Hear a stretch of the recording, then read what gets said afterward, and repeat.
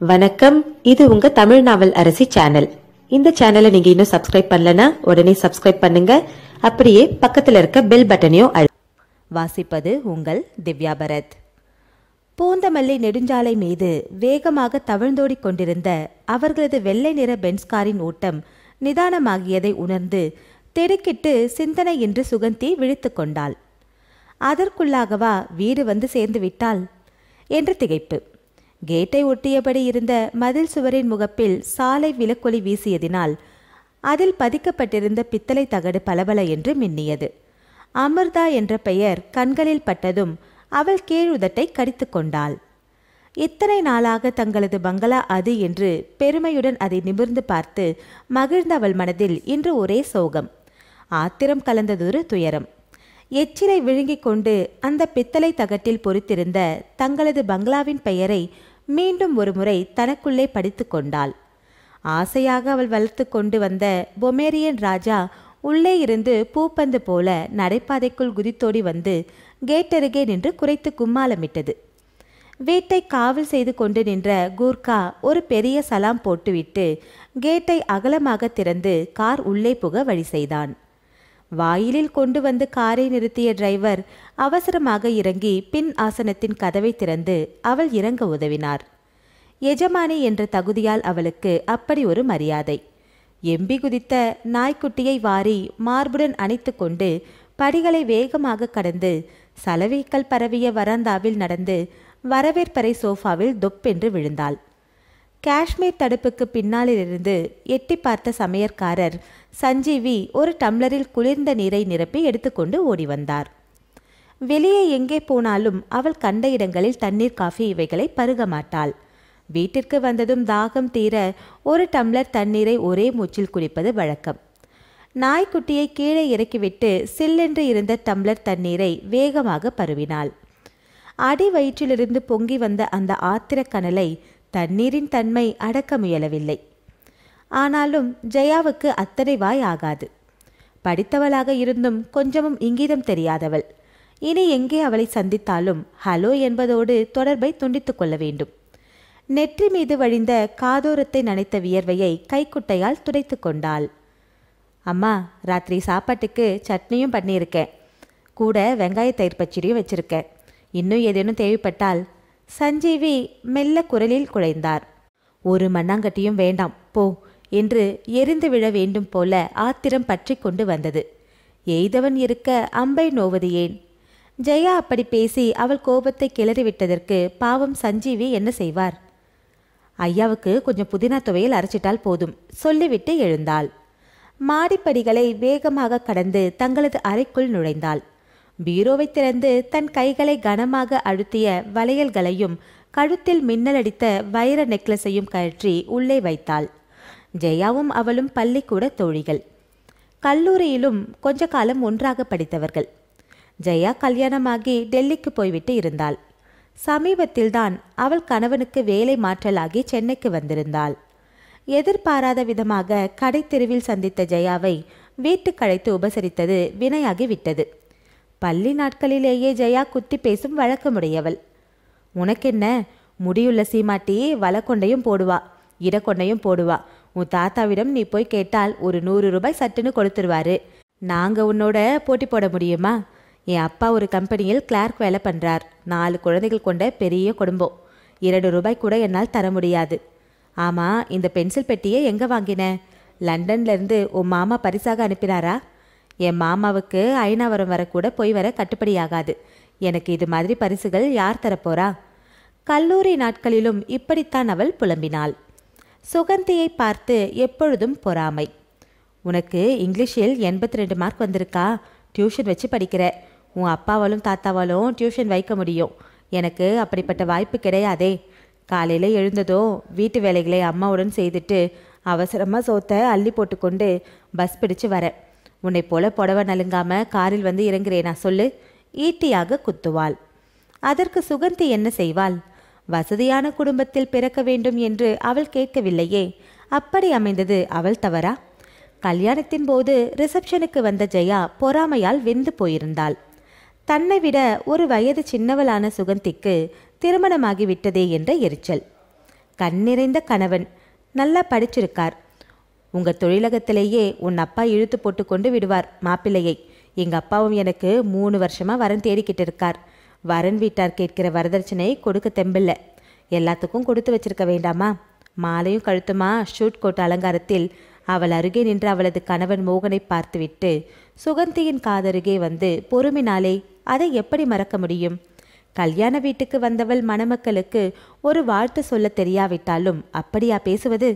ஜெயாவுக்கு தெரிந்த லட்சணம் அவ்வளவுதான் என்று பல தடவைகள் சுகந்தி தன் தோழியை மன்னித்து விட்டிருந்தாள்.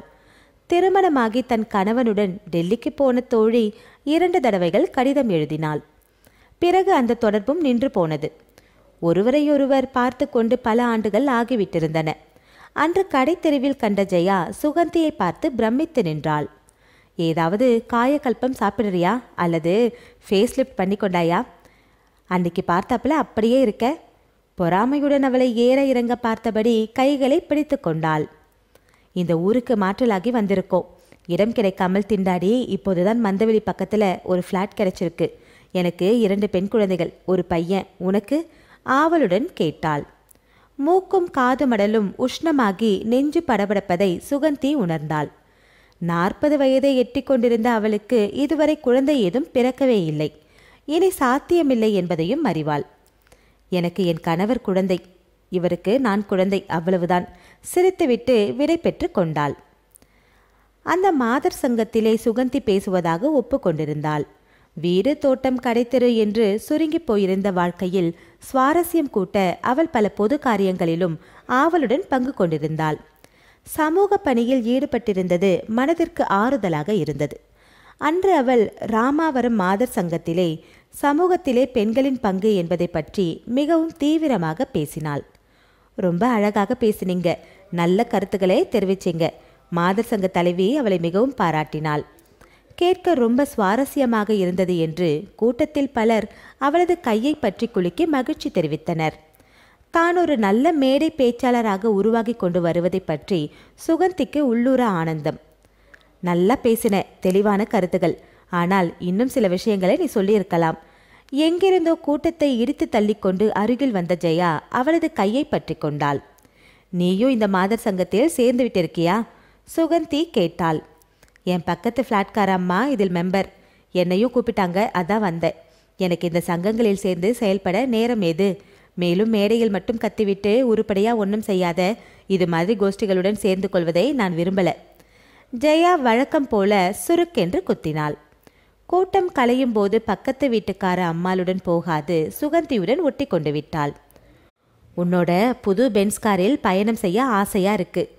போற வழிதானே, என்னை கொண்டு வீட்டில் விட்டுடு. வழியில அப்படியே நம்ம பேசலாம். எத்தனை வருஷமாச்சு நாம மனம் விட்டு பேசி. அட்டை போல ஒட்டி கொண்டு காரில் ஏறிக்கொண்டாள். இந்த நெக்லஸ் ரொம்ப அழகா இருக்கு. எங்கே செய்தது? ஆரம்பித்தாள் கேள்விகளை. என் மாமியாருடையது. அவங்களுக்கு பின் எனக்கு கிடைச்சிருக்கு.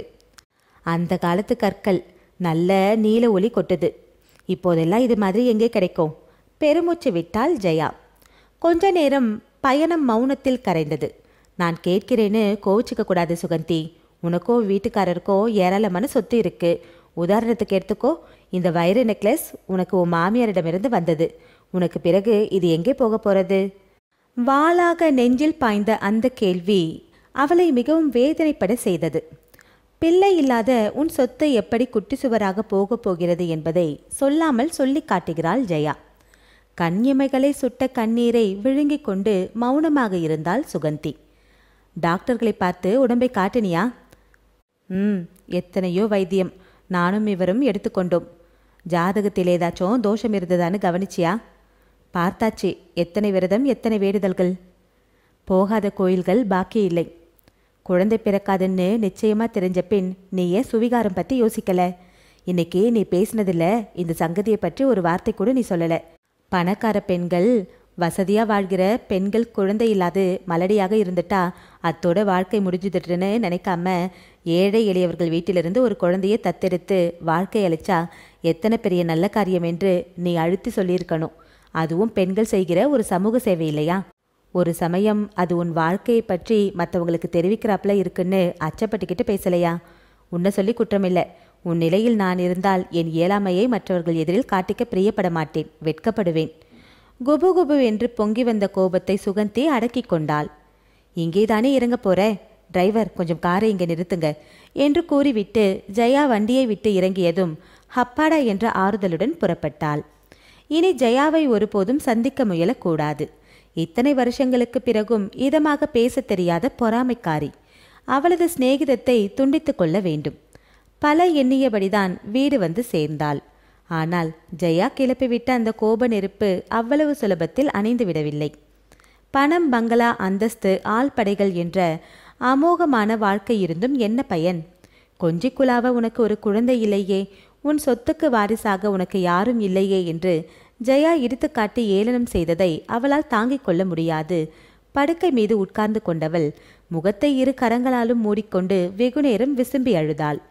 ஹாலின் சுவரில் தொங்கிய கடிகாரம் மணி 8ஆகிவிட்டதை அறிவுறுத்தி கொண்டு சங்கீதமாக ஒலிக்கத் தொடங்கியதை கேட்டு நிமிர்ந்து உட்கார்ந்தாள். அன்று வியாழக்கிழமை. அவள் கணவனுக்கு டைரக்டர் மீட்டிங் இல்லாதிருந்தால், அவளும் மாத சங்கத்து கூட்டத்திற்கு கிளம்பாதிருந்தால், கணவன் வீடு திரும்பியதும் டிஃபன் கொடுத்து உபசரித்த பின்னர் அவனுடன் ஒரு சினிமாவுக்கு போய்விட்டிருப்பாள்.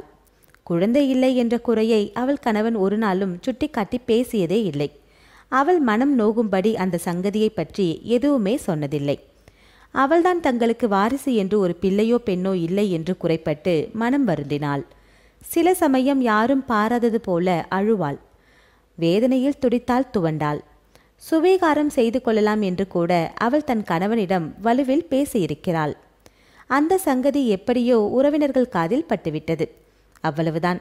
அவ்வளவு பேரும் அவர்களது சொத்துக்கு பேயாக பறந்தனர். அவள் தன் பெற்றோருக்கு ஒரே குழந்தை.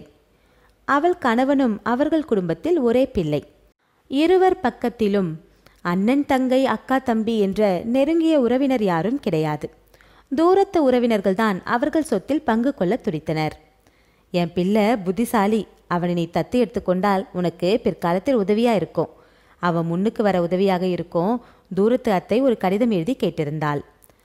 பட்டணத்திற்கு 10 நாள் சுற்றுலாவுக்கு வருவதாக சொல்லிக்கொண்டு தமது கடைசி பிள்ளையுடன் வந்து சேர்ந்திருந்த சித்தப்பா மெல்ல அந்த பிள்ளையை அவள் தலையில் கட்ட பார்த்தார். ஒன்றுவிட்ட சித்தப்பா பெரிய ஊதாரி, பெண் சபலக்காரர் என்று பிரசித்தம்.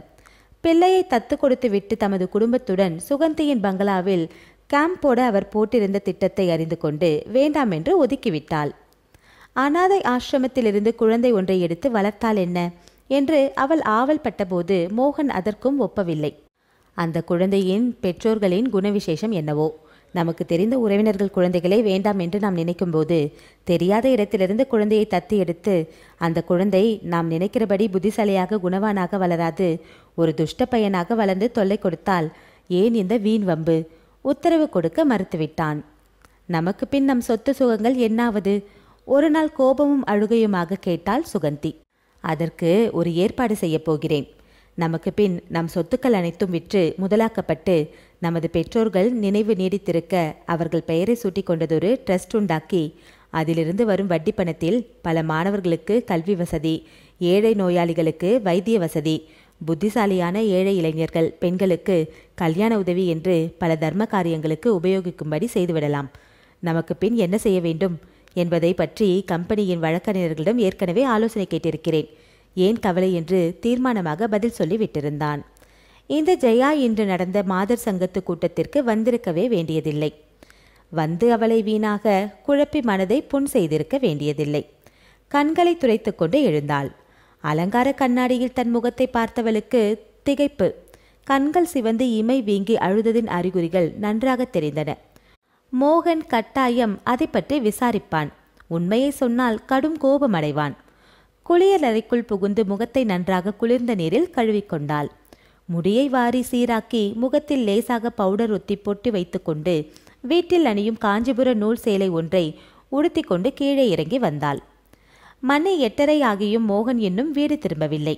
சில நாட்கள் கம்பெனி கூட்டங்களில் நேரம் போவதே தெரியாது அவன் வீட்டை மறந்து உட்கார்ந்து விடுவதுண்டு. வரவேற்பறை பக்கம் வந்தபோது மாலை தபால்களை அடுக்காக மேஜையில் ஒரு பக்கம் வைத்திருந்ததை கவனித்தாள். அவைகள் பலவும் அவளுக்கு வந்த கடிதங்கள், திருமண அழைப்புகள், சில விழாவுக்கு வருகை தந்து கௌரவிக்கும்படி கேட்டுக்கொண்ட கடிதங்கள், சில ஒன்றே ஒன்று பழுப்பு உரையிலிருந்த கடிதம். அவள் கணவன் பெயருக்கு வந்திருந்தது. ஷர்மிளா, அசோக் நகர், பெங்களூர் என்று உரை மீது ஒரு பக்கமிருந்த முகவரியை பார்த்தாள். ஷர்மிளா யாரது? அப்படி அவர்கள் உறவில் ஒரு பெண் இருப்பதாக தெரியாதே. யாராக இருக்கும்? நெஞ்சு படபடவென்று அடித்து கொண்டது. சற்று முன் குளிர்ந்த நீரில் கழுவி பவுடர் பூசிய முகத்தை இப்போது வியர்வை முழு காட்டியது. கேட் அருகே கணவனது கார் நிற்கும் ஓசையும் தொடர்ந்து ராஜாவின் உற்சாகமான குறைப்பும் அவளை எச்சரிக்கை செய்தன. கட்டாயம் அந்த கடிதத்தை அவள் படித்தாக வேண்டும். இது சாதாரண கடிதமல்ல என்று உள்ளுணர்வு உந்தியது. சட்டென்று மாடிக்கு விரைந்தாள். தங்கள் அறையின் குளியலறைக்குள் புகுந்து கதவை தாளிட்டு கொண்டு பரபரப்புடன் கடித உரையை கிழித்தாள். நடுங்கும் விரல்களால் இழுத்து பிரித்து படித்தாள். அன்புள்ள மோகனுக்கு, கடைசி முறையாக நாம் சந்தித்த போது நமக்குள் பேசி முடித்து கொண்ட ஏற்பாட்டின்படி நான் தங்களை அதற்கு பின் சந்திக்கவோ தங்களுடன் கடித தொடர்பு கொள்ளவோ முயன்றதில்லை. ஆனால் இப்போது ஒரு அவசரம் ஏற்பட்டுவிட்டிருக்கிறது. அதனால் எழுதுகிறேன். நம் மகள் சம்யுக்தாவுக்கு இப்போது 14 வயதாகிவிட்டது. +2 முடித்து விட்டாள். மேலே படிக்க வைக்க எனக்கு வசதி இல்லை. அத்துடன் நான் வியாதியாக படுத்து கிடக்கிறேன். பெங்களூர் பட்டணத்திலிருந்து தொலைதூரம் இல்லை. ஒரு நடை தாங்கள் நேரில் வந்தால் எல்லாம் சொல்ல வசதியாக இருக்கும். எனக்கு ஏதும் உதவி தேவையில்லை. அனாதையாக நான் உலகில் விட்டு போகப் போகிற சம்யுக்தாவுக்கு தாங்கள் ஏதாவது ஒரு வழி செய்து உதவினால் என் உயிர் சமாதானத்துடன் பிரியும். மற்றவை நேரில். தங்களது அலுவலக முகவரிக்கு நான் எழுதிய பல கடிதங்களுக்கு பதில் கிட்டாததால் இந்த வீட்டு முகவரிக்கு எழுதுகிறேன். மன்னிக்கவும். உடனடியாக உங்களை பார்க்க விரும்புகிறேன். உங்கள் அன்புள்ள ஷர்மிளா. கடிதத்தை மடித்து தன் மார்பு இடுக்கில் செருகிக் கொண்டாள். முகத்தை மறுபடியும் குளிர் நீரில் கழுவிக்கொண்டாள். நெஞ்சில் ஏற்பட்ட படபடப்பையும் அடிவயிற்றை பற்றிய திகில் உணர்வையும் அவளால் கட்டுப்படுத்தவே முடியவில்லை. உடல் முழுவதும் பதற, நடை தள்ளாட மெல்ல கதவை திறந்து கொண்டு வெளியே வந்தாள். சுகந்தி, என்ன உடம்புக்கு ஒரு மாதிரி இருக்க? கேட்டபடி வேகமாக அருகில் வந்து அன்போடு கன்னத்தை தொட்ட மோகனது கரங்கள் நெருப்பாக அவளது உடலை சுட்டது. ஒன்றுமில்லை, தலைவலி தாங்க முடியல. நான் சாப்பிட வரல. நீங்க மட்டும் போய் சாப்பிடுங்கோ. சஞ்சீவியிடம் சொல்லி கொஞ்சம் சுக்கு கஷாயம் போட்டு தர சொல்லுங்க. அவளால் அவனிடம் அப்படி சுவாதீனமாக எப்படித்தான் பேச முடிந்ததோ. படுக்கை மீது தொய்ந்து விழுந்தாள். டாக்டரை அழைக்கட்டுமா?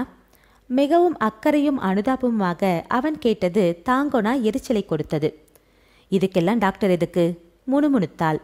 சிறிது பொழுதில் சஞ்சீவி தமது வயதையும் முட்டி நோவையும் பொருட்படுத்தாது ஒரு டம்ளரில் இதமான சூட்டில் சுக்கு கசாயத்தை எடுத்து வந்தார். என்னம்மா உங்களுக்கு? சாயங்காலம் நீங்கள் திரும்பி வந்தப்பவே உங்கள் முகம் சொல்லுச்சு. உடம்புக்கு ஏதோ கோளாறுன்னு புரிஞ்சுக்கிட்டேன். இதை சாப்பிடுங்கம்மா என்று கனிவுடன் உபசரித்தார். கஷாயத்தை சாப்பிட்டாள்.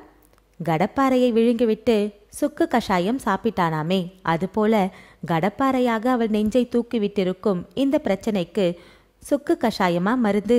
அவளுக்கு அழுகையும் சிரிப்பும் ஒருங்கே எழுந்தன. மறுநாள் காலை கணவன் வேலைக்கு புறப்பட்டு போனதும் இரவு முழுவதும் மனதை வாட்டிய துயரை அடக்கிக் கொண்டு அவள் வீட்டிற்குள்ளேயே வளைய வந்து கொண்டிருந்தாள். ஆனாலும் உணர்வுகள் தொய்ந்து கால்கள் நடக்க முடியாதது போன்றதொரு தள்ளாடல். உடம்புக்கு என்னம்மா? ஹார்லிக்ஸ் கலக்கி தரவா?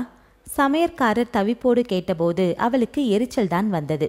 அவளுக்கு தெரியாதபடி ஒரு மாபெரும் ரகசியத்தை மறைத்து வைத்திருக்கும் கணவனிடம் அவள் நான் கண்டுபிடித்து விட்டேன் என்று வெளிப்படையாக சொல்லிவிட முடியாத போது வீட்டு சமையற்காரிடம் என்ன சொல்லுவாள்?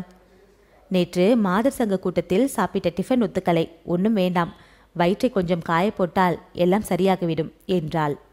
மனதை குத்தி குடைந்த அந்த வேதனையை சொல்லிக்கொள்ள அவளுக்கு நெருக்கமான தோழியோ உறவுக்காரியோ யாரும் கிடையாது. அந்த நிலையில் தன் மனதிற்குள்ளே பலதை எண்ணி குழம்பியபடி அவள் மாடிக்கும் கீழுக்கும் அலைந்து கொண்டு இருந்தபோது வாயிலில் ஒரு ஆட்டோ வந்து நிற்பதை கண்டாள். தமது வழக்கமான தோள்பெட்டியும் துணிப்பையுமாக தூரத்து உறவுக்காரர் லோகநாதன் ஆட்டோவை அனுப்பிவிட்டு சாமான்களுடன் படிகள் ஏறி வராந்தாவிற்குள் வருவதை பார்த்தாள். இது ஒரு அழையாத விருந்து என்று மனதிலே தாங்க முடியாத கசப்பு மூண்டது. முன்பின் தெரிவிக்காது திடீரென்று தஞ்சாவூரிலிருந்து வந்து குதித்து விடுவார் லோகநாதன். மனைவியை இழந்த பின்னர் தன்னந்தனியே ஒரு ஒண்டு குடித்தனத்தில் சுயம்பாகத்தில் வாழ்கிறவர். தமது 2 பிள்ளைகளுடன் ஒத்துக்கொள்ளாது பிடிவாதமாக தனியே வாழ்கிறவர். ஆனால் உறவுக்காரர்களை தேடிக்கொண்டு அடிக்கடி புறப்பட்டு விடுவார். அப்படிப்பட்டதொரு உறவுக்காரனாக மோகன் அகப்பட்டு கொண்டு விட்டிருந்தான். வருஷத்தில் 4 முறை ஏனும் அவர் தப்பாமல் சென்னைக்கு விஜயம் செய்து அவன் வீட்டில் முற்றுகையிடுவது வழக்கம். கச்சேரி சீசன், புறப்பட்டு வந்துவிட்டேன். கிரிக்கெட் மேட்ச் பார்க்க வேண்டாமா? நம்ம மோகன் பங்களா தான் இருக்கே, அவனுக்கு குழந்தையா குட்டியா, பிக்கல் பிடுங்கல் இல்லாத வீடுன்னு வந்துட்டேன். டாக்டர் மாதவ மேனனை பார்க்கணும். நரம்பு வியாதிகளில் அவர் பெரிய நிபுணராச்சே. தலை குடைச்சல், மண்டையிடி, கால்வலி இதுகளை பற்றி கன்சல்ட் பண்ணிட்டு போக வந்தேன். என்ன செய்வ சுகந்தி, பெரியவன் பெஞ்சாத்திக்கு என்னை கண்டாலே பிடிக்கிறதில்ல. மதியாதா தலைவாசலை மிதிக்காதவன் நான். அதனால் ஒரு 10 நாள் உன்னோட நிம்மதியாக இங்கே இருந்துட்டு 2 சினிமா நாடகங்கள், கதா காலட்சேபம்னு காலத்தை போக்கிக்கிட்டு போகலாம்னு வந்தேன். இப்படி ஒவ்வொரு தடவையும் ஒரு கதை. ஆனால் மனிதன் திரும்பி போவதற்குள் வீட்டில் பலவித குழப்பங்களை செய்துவிட்டு போக தவறுவதில்லை. வயதானவர் அனாதை போல தவிக்கிறாரே என்று இரக்கம் காட்டினால் பின்னால் ஆபத்து தான் சம்பவிக்கும். அப்படிப்பட்டதொரு நாரதர் சுபாவம். சுகந்தி, தோட்டக்காரனை நீ கவனிக்கிறதே இல்லை. இங்கிருந்து செடி கொடிகளை பிடுங்கி கொண்டு போய் வெளியில் வைக்கிறான். அத்தனை மல்லிகைப்பூவையும் விடியும் முன்னையே பறித்து கொண்டு அருகில் இருக்கும் பூக்கடையில் விட்டு பைசா பண்ணி கொள்கிறான். அவனை கவனி. சமயக்கார சஞ்சீவியின் சங்கதி தெரியுமா? நீ பார்க்காத சமயம் சூடாக காஃபி போட்டு டிரைவருக்கு கொடுத்து நைஸ் பண்ணுறான். எதுக்கு? உங்கள் பென்ஸ் காரில் ஏறிக்கொண்டு காய்கறி வாங்கி வரேன்னு ஊரை ஊர்வலம் வருவதற்கு. முளையிலேயே இந்த பழக்கத்தை கிள்ளி ஏறி. இவன் கொத்தமல்லி வாங்க போகத்தான் உன் புருஷன் லட்சக்கணக்கில் பணம் போட்டு பென்ஸ் கார் வாங்கி வச்சிருக்காரா? பேஷ் பேஷ், இவனை சரியாக கவனிக்காட்டா தலைமேல் ஏறிக்குவான். எதிர் பங்களா பெண், அதான் அந்த பார்வதியின் மகள் ஃபோன் ரிப்பேர்னு வந்து நம்ம தொலைபேசியை உபயோகிக்க அனுமதி கேட்டா பாவம்னு கொடுத்தேன். அவ்வளவுதான், இங்கேயே டேரா போட்டுட்டா. எத்தனை பேரை ஃபோனில் கூப்பிடுவா? எஸ்டிடியோ என்னவோ, வர ஃபோன் பில்லை கவனி, அப்பதான் இதெல்லாம் தெரியும். இப்படி பல வம்புகளை சொல்லி குட்டை குழப்பிவிட்டு வீண் சந்தேகங்களை அவள் மனதில் உருவாக செய்துவிட்டு லோகநாதன் சும்மாவாயிருப்பார்? அலமாரியில் அழகாக அடுக்கி வைத்திருக்கும் புத்தகங்களை இழுத்து தாறுமாறாக போட்டு வைப்பார். ஒரு சோப்பு, துவாலை என்று தன்னுடன் கூட எதுவுமே எடுத்து வராது இல்லாத அதிகாரம் செய்வார். சுகந்தி, புது ப்ரஷ் ஒன்று கடையிலேருந்து வாங்கி வர சொல்லு. நான் கிளம்பின அவசரத்தில் துண்டு, சோப்பு, பேஸ்ட்டு இதுகளை மறந்துட்டேன். என் சட்டைகளை நல்லா தோச்சி பெட்டி போட்டு வாங்கி வைமா. வெளியே போனால் சுத்தமாக தெரியணும் இல்லையா? ராத்திரிக்கே எனக்கு சப்பாத்தி பண்ணி வைக்க சொல்லு. நான் அதோட எப்போவும் உருளைக்கிழங்கு கறி தான் சாப்பிட்ற பழக்கம். நாளைக்கு கொஞ்சம் சீரக ரசமோ தொட்டுக்கொள்ள ஜவ்வரிசி அப்பளமோ வச்சிட சொல்லு. தலைவலிக்கு நீ என்ன மருந்து போட்டுக்கிற? சூடாக ஒரு டம்ளர் தண்ணியும் ஒரு மாத்திரையும் கொடு. பிராணம் போறாப்புல தலைவலிக்குது என்று அதட்டுவார். சதா வீட்டுக்குள் குட்டி போட்ட பூனை போல அலைந்து கொண்டு வேலைக்காரிகளுக்கும் வீட்டு எஜமானிக்கும் காலில் பட்ட நெருஞ்சி முள்ளாக தொல்லை கொடுத்தபடி நாள் முழுவதும் தொணதொணக்கப் போகிற லோகநாதன் இந்த சமயம் அவசியம் வர வேண்டுமா? சுகந்தி, சௌக்கியமா? கேட்டபடி வாயிற்படியை தாண்டி உள்ளே வந்துவிட்டார் பெரியவர். ஒப்புக்காகவாவது உபசரித்து வரவேற்க வேண்டாமா? வாங்க வாங்க, உட்காருங்க. போலியாக முறுவலித்தாள் அவள். உன்னை பார்க்கணுன்னு நினச்சேன், உடனே புறப்பட்டு வந்துட்டேன். ஒரு முக்கிய விஷயம், அரை குரலில் கூறியபடி சுற்றுமுற்றும் பார்த்துவிட்டு தோள்களை குலுக்கி கொண்டு சாமான்களை ரத்ன ஜமுக்காலத்தின் மீது வைத்தார். வீட்டு வேலையால் ஓடி வந்து எடுத்துச் சென்று அவைகளை வழக்கமாக அவர் வந்தபோதெல்லாம் தங்கும் பின் கட்டு அறையில் கொண்டு வைத்தான். பொமேரியன் ராஜா குறைத்து ஓடிக்கொண்டு வந்து அவர் மேல் விழுந்தது. சனிய, எத்தனை தடவை இங்கே வந்திருக்கேன், அடையாளம் தெரியலையே. நாய்களில் கூட மென்டலி டிஸ்டார்டர் என்று குறையுள்ளவையில் போல இருக்கு. இதுக்கு என்னை புரியவே இல்லையே, முணுமுணுத்தார் அவர். தன் அருமை நாயை அவர் பழிப்பதை கேட்டு வெகுண்டு போனாள் சுகந்தி. போன போட்டியில் என் ராஜா தான் முதல் பரிசு வாங்குச்சு, ரொம்ப புத்திசாலி நாய்னு நடுவர்கள் சொன்னாங்க என்றாள். உன்னை பார்க்கும்போது என் மனம் படும் வேதனை கொஞ்சம் நஞ்சமல்ல அம்மா சுகந்தி. ஒரு குழந்தையை தூக்கி அணைச்சிக்கிட்டு இதனை சொல்லி இருந்தா நான் பூரிச்சு போயிருப்பேன். சரி, நான் ஸ்நானத்தை முடிச்சுக்கிட்டு வரேன் என்று அவளை தாண்டி கொண்டு உரிமையுடன் உள்ளே சென்றார். பகல் சாப்பாட்டுக்கு மோகன் வர இயலவில்லை என்று தொலைபேசியில் தெரிவித்தான். கணவன் மீது எல்லையற்ற கோபம். ஆனால் மனைவி என்ற கடமையை அவள் உதற முடியாதே. அவனுக்கு தேவையான உணவு வகைகளை டப்பாக்களில் நிரப்பி ஹாட்கேஸில் வைத்து மூடி ஆளிடம் கொடுத்து அவனது அலுவலகத்துக்கு அனுப்பி வைத்தாள். காலை காஃபி பலகாரத்தை சாப்பிட்டு விட்டு போன லோகநாதன் சென்னை நகரத்தை ஒருமுறை வலம் வந்துவிட்டு சரியாக பகல் உணவு நேரத்திற்கு வீடு வந்து சேர்ந்து விட்டார். தோளில் புரண்ட சரிகை கரை உத்தீரியத்தை நாற்காலி கை மீது போட்டுவிட்டு அவர் கை கால் முகம் கழுவ பின்பக்கம் சென்றபோது கவனித்தால் முன்னைவிட அவரது முன்மண்டையில் வழுக்கை பளிச்சென்று தெரிந்தது. பின்பக்கத்திலிருந்து தமது நலிந்த முடியை இழுத்து வாரி அது தெரியாது போர்த்து கொண்டிருந்தார். வெள்ளை வேட்டியும் ஜிப்பாவுமாக ஆள் அமர்க்கலமாகத்தான் வெளியே கிளம்பியிருந்தார். வந்ததும் வராததுமாக வெளியே அவருக்கு வேலை ஏதும் கிடையாது என்பதை சுகந்தி அறிவாள். அடித்து போட்டால் அரைக்காசு தேராத ஆசாமிதான். ஆனால் அலட்டிக் கொள்வதில் பெரிய மகாராஜன்தான். பற்களை கடித்து கொண்டு சாப்பாட்டறைக்குள் புகுந்தாள். அவளுக்கு முன் அங்கே சாப்பாட்டறை நாற்காலியில் அமர்ந்திருந்தார் லோகநாதன். சஞ்சீவியின் கைப்பாகத்திலே அவருக்கு பெருத்த மோகம். சூடான வெங்காய சாம்பாருடன் சாதத்தை கலந்து தாராளமாக சமையற்காரர் ஊற்றிய நெய்யோடு பிசைந்து சுவற்றுக்கு மண் அப்புவது போல பரபரப்புடன் விழுங்கினார். உலகமே இருண்டு விட்டது போன்று உணர்வு தொய்ந்து விட்டிருந்த சுகந்திக்கு அவரது செய்கை எரிச்சலை கூட்டிக் கொண்டு இருந்தது. ஒரு வழியாக சாப்பாட்டை முடித்து கொண்டு கை கழுவி விட்டு உத்தீரியத்தை தோளில் போட்டு வெற்றிலை பாக்கு தட்டுடன் வரவேற்பறை பக்கம் சென்ற லோகநாதன், சுகந்தி, இப்படி வாமா, உன்கிட்ட முக்கியமா ஒரு சங்கதி பேசணும் என்றார். இது என்ன தொல்லை என்று சுகந்தி ஆத்திரப்பட்டாள். அவளுக்கிருந்த மனநிலையில் அவளால் உணவை ரசித்து ஒழுங்காகவே சாப்பிட முடியவில்லை. குடும்ப வைத்தியர் கொடுத்திருந்த டிரான்குலைசர் மாத்திரைகளை ஒன்றை விழுங்கிவிட்டு அவள் கவலைகளை மறந்து தன் அறையில் உறங்க ஆசைப்பட்டாள். கிழவருக்கு பொழுது போகவில்லை என்றால் அவளை பிடித்து உட்கார வைத்து தொணதொணக்க வேண்டுமா? முக்கிய சங்கதி என்றாரே, ஏதாவது பணம் கைமாற்றாக கேட்கத்தான் இந்த பீடிகையோ? எப்பொழுது வந்தாலும் கைமாற்றல் என்று கேட்க மறந்ததில்லை. கேட்டு வாங்கியதை திருப்பி தந்ததில்லை. அடுத்த முறை கேட்க துளியும் நாணப்படாத அஞ்சாத சிங்கமாச்சே. தனக்குள் பல எண்ணியபடி வேண்டா வெறுப்புடன் வரவேற்பறையில் வந்து உட்கார்ந்து கொண்டாள் அவள். தன்னந்தனியாக ஏனோ தானோ என்று வாழ்ந்து பழக்கப்பட்டவர். மேலும் தன் உடை அலங்காரத்தை தவிர சூழ்நிலையின் அர்த்தத்தை பற்றி அக்கறை இல்லாதவர். பொருட்காட்சி சாலை போல அந்தந்த சாமான்களை அங்கங்கே வைத்து வர வரவேற்பறையை எப்பொழுதும் சுத்தமாக வைத்துக் கொள்வதில் பெருமையாக இருந்த சுகந்தியின் கண்முன் வெற்றிலைக்கு சுண்ணாம்பு தடவி நார்களை கிழித்து அச்சமின்றி ரத்ன கம்பளத்தில் வீசினார். பாக்கை அள்ளி வாயில் திணித்து கொண்டபோது கை தவறி சிறிதளவு காலடியில் கொட்டிவிட்டார். பற்களை கடித்து கொண்டாள் சுகந்தி. அவளது பங்களாவில் இஷ்டப்படி வந்து அட்டகாசம் செய்ய யார் இவருக்கு உரிமை தந்தது? உறவு, வயது என்ற 2 தகுதிகளை சாக்காக வைத்துக்கொண்டு. போன தடவை நான் வந்தபோது நம் தூரத்து உறவு பெண் தாரணியோட குழந்தைகளை பற்றி சொன்னது ஞாபகம் இருக்கா? வாயில் குதப்பிய வெற்றிலையுடன் அவர் பேச ஆரம்பித்த போது அருவருப்புடன் தலையை கீழே குனிந்து கொண்டாள். ஆமா, அந்த குழந்தைகளுக்கு இப்போ என்ன, ஏதாவது உடம்புக்கு வந்துவிட்டு இருக்கா? அவர்கள் சுகமாக இருக்காங்க, நமக்கு தான் சுகமாக வாழ தெரியல. எரிச்சலை விழுகி கொண்டு நிமிர்ந்து அவரை பார்த்தாள். சிலருக்கு எந்த இடத்திலும் எதையும் பேசக்கூடிய துணிச்சல் எப்படித்தான் ஏற்படுகிறதோ. லோகநாதன் இடம் பொருள் ஏவல் கவனிக்காத ஒரு முரட்டு மனிதர். என்ன சொல்ல இப்படி சுத்தி வளைக்கிறார்? முதல் 2 குழந்தைகளை தாரணி தனக்கு வச்சுக்கொண்டு 3வது மகனை தன் சகோதரிக்கு தத்து கொடுத்து விட்டிருக்கா. 4வது நீ எடுத்துக்க பிரியப்படுவேன்னு விசாரிச்சு சொல்லுறேன்னு வந்தேன். அங்கிள், குடும்ப கட்டுப்பாட்டை பற்றி தீவிரமாக பிரச்சாரம் செய்கிற இந்த நாளில் ஒரு சாதாரண குடும்பத்து பெண் 4 குழந்தைகளை பெற்றுக்கொள்வது ரொம்ப தவறு. தான் செய்த பிசகிற்கு குழந்தைகளை ஏன் ஏலம் போடணும்? தாரணி பிசகு செய்தாலோ என்னவோ, இப்போ ரொம்ப பெரிய பிசகு செய்திருப்பது உன் கணவன்தான். சுகந்திக்கு நெஞ்சு படபடத்தது. மூச்சு நின்றுவிடும் போல ஒரு திணறல். இந்த கிழவர் என்ன சொல்லப் போகிறார்?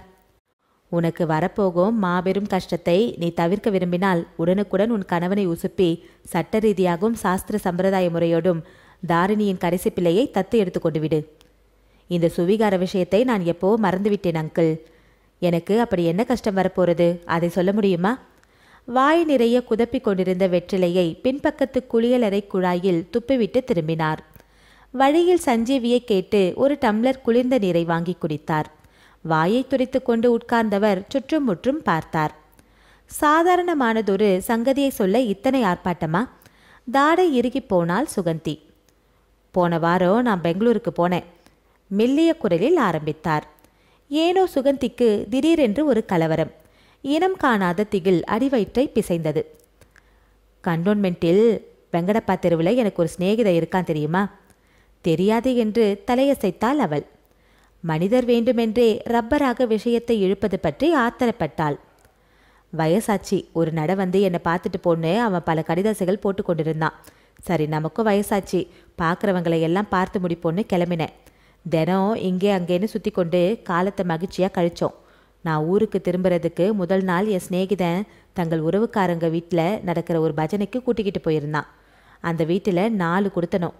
பின்பகுதியில் ஒரு நோயாளி பெண்ணும் அவள் மகளும் இருப்பதாக சொன்னாங்க. பஜனை நடுவில் நான் எழுந்து பின்பக்க கழிவறைக்கு போக வேண்டியிருந்தது. அந்த கடைசி பகுதியை தாண்டி போக நேர்ந்தப்ப விளக்கு வெளிச்சமில்லாததால் வாசற்படி இடறி விட்டுருச்சு. நகத்தில் பட்ட அடியின் வலி தாளாம ஓன்னு நான் கத்திட்டேன். விளக்கு போடுமான்னு அந்த அம்மா தன் மகளுக்கு உத்தரவு போட்டா. பளிச்சின்னு குழல் விளக்கு எரிஞ்சப்ப நான் நன்றின்னு சொல்லிட்டு திரும்பினேன். காயம் ஏதாவது பட்டிருக்கா பாருங்கன்னு கட்டிலில் படுத்து கொண்டிருந்த நோயாளி பெண் சொன்னான். இப்படி வாங்க சார்னு அந்த சின்ன பெண் கூப்பிட்டா. வலது கால் பெருவிரல் நகத்திலிருந்து ரத்தம் கசிகிறத கண்டு அந்த குழந்தை உள்ளே போய் பஞ்சு கொண்டு வந்து காயத்தை தொடச்சி ஒரு பிளாஸ்டரியை உரிச்சு போட்டா. டாக்டருக்கு படிக்கிறியாமான்னு வேடிக்கையாக கேட்டேன். படிக்க ஆசையாக இருக்கு என்றாள் அவள். அப்போ என் பார்வை எதேச்சையா கட்டில் அருக மேஜை மேலே வச்சிருந்த படத்தின் மேலே விழுந்தது. அப்படியே திருக்கிட்டு போனேன். இவர் யார்? மெல்ல கேட்டேன். என் அப்பா சார் என்றாள் அந்த பெண். எங்கே வேலை பார்க்கிறார் என்று மெதுவாக அடுத்த கேள்வியை போட்டேன். மெட்ராஸில் வேலையாக இருக்காரு. அதுக்கு மேலே பேச பிடிக்காதது போல அவள் மௌனம் சாதித்தாள். ரொம்ப நன்றி, உன் ஆசைப்படி நீ டாக்டருக்கு படிக்கணும்னு வாழ்த்துறேன்னு சொல்லிவிட்டு வந்து மறுபடி பஜனையில் கலந்து கொண்டேன். ஆனால் நினைவு முழுவதும் எனக்கு உன்னை பற்றியே இருந்தது. காய்ந்து போன உதட்டை நாவால் ஈரப்படுத்தி கொண்டாள் சுகந்தி. டாக்டருக்கு படிக்க அந்த பெண்ணுக்கு நான் உதவணும்னு நினைக்கிறீங்களா? மெல்லிய குரலில் கேட்டாள் சுகந்தி. அடுத்து வரப்போகும் வெடிகுண்டை அவள் எதிர்பார்த்து கட்டுக்கடங்காது துடித்த தன் நெஞ்சை உறுதியாக்கி கொண்டாள். அந்த போட்டோவில் இருந்தது யார் தெரியுமா? நம்ம மோகன். அந்த குழந்தை அவனை தான் அப்பான்னு சொன்னா என்ன அர்த்தம்? சாயலில் ஒருத்தை போல ஒருத்தர் இருப்பது சகஜம். யாரையோ போய் பார்த்துவிட்டு நீங்க அனாவசியமா மோகனை சந்தேகப்படுறீங்க இல்லையா? வலது கன்னத்தில் மோகனுக்கு ஒரு அழகு மச்சம் இருக்கு. அது கூட அந்த போட்டோவில் இருந்தது. இதை நான் எதுக்காக சொல்றேன் தெரியுமா? அந்த நோயாளி பெண் திடீர்னு ஒரு நாள் புறப்பட்டு தன் குழந்தையோட இங்க வந்து சொந்தம் கொண்டாடினால் நீ ரொம்ப திண்டாடி போயிடுவ. அந்த சின்ன பொண்ணு ரொம்ப அழுத்தலா இவர் என் அப்பான்னு சொல்றது. மோகன் அங்கே இங்கேன்னு டூர் போன சமயம் விபரீதம் என்ன நடந்ததோ, என்ன அசம்பாவிதமோ. முகம் குப்பென்று சிவந்து போனாள் சுகந்தி.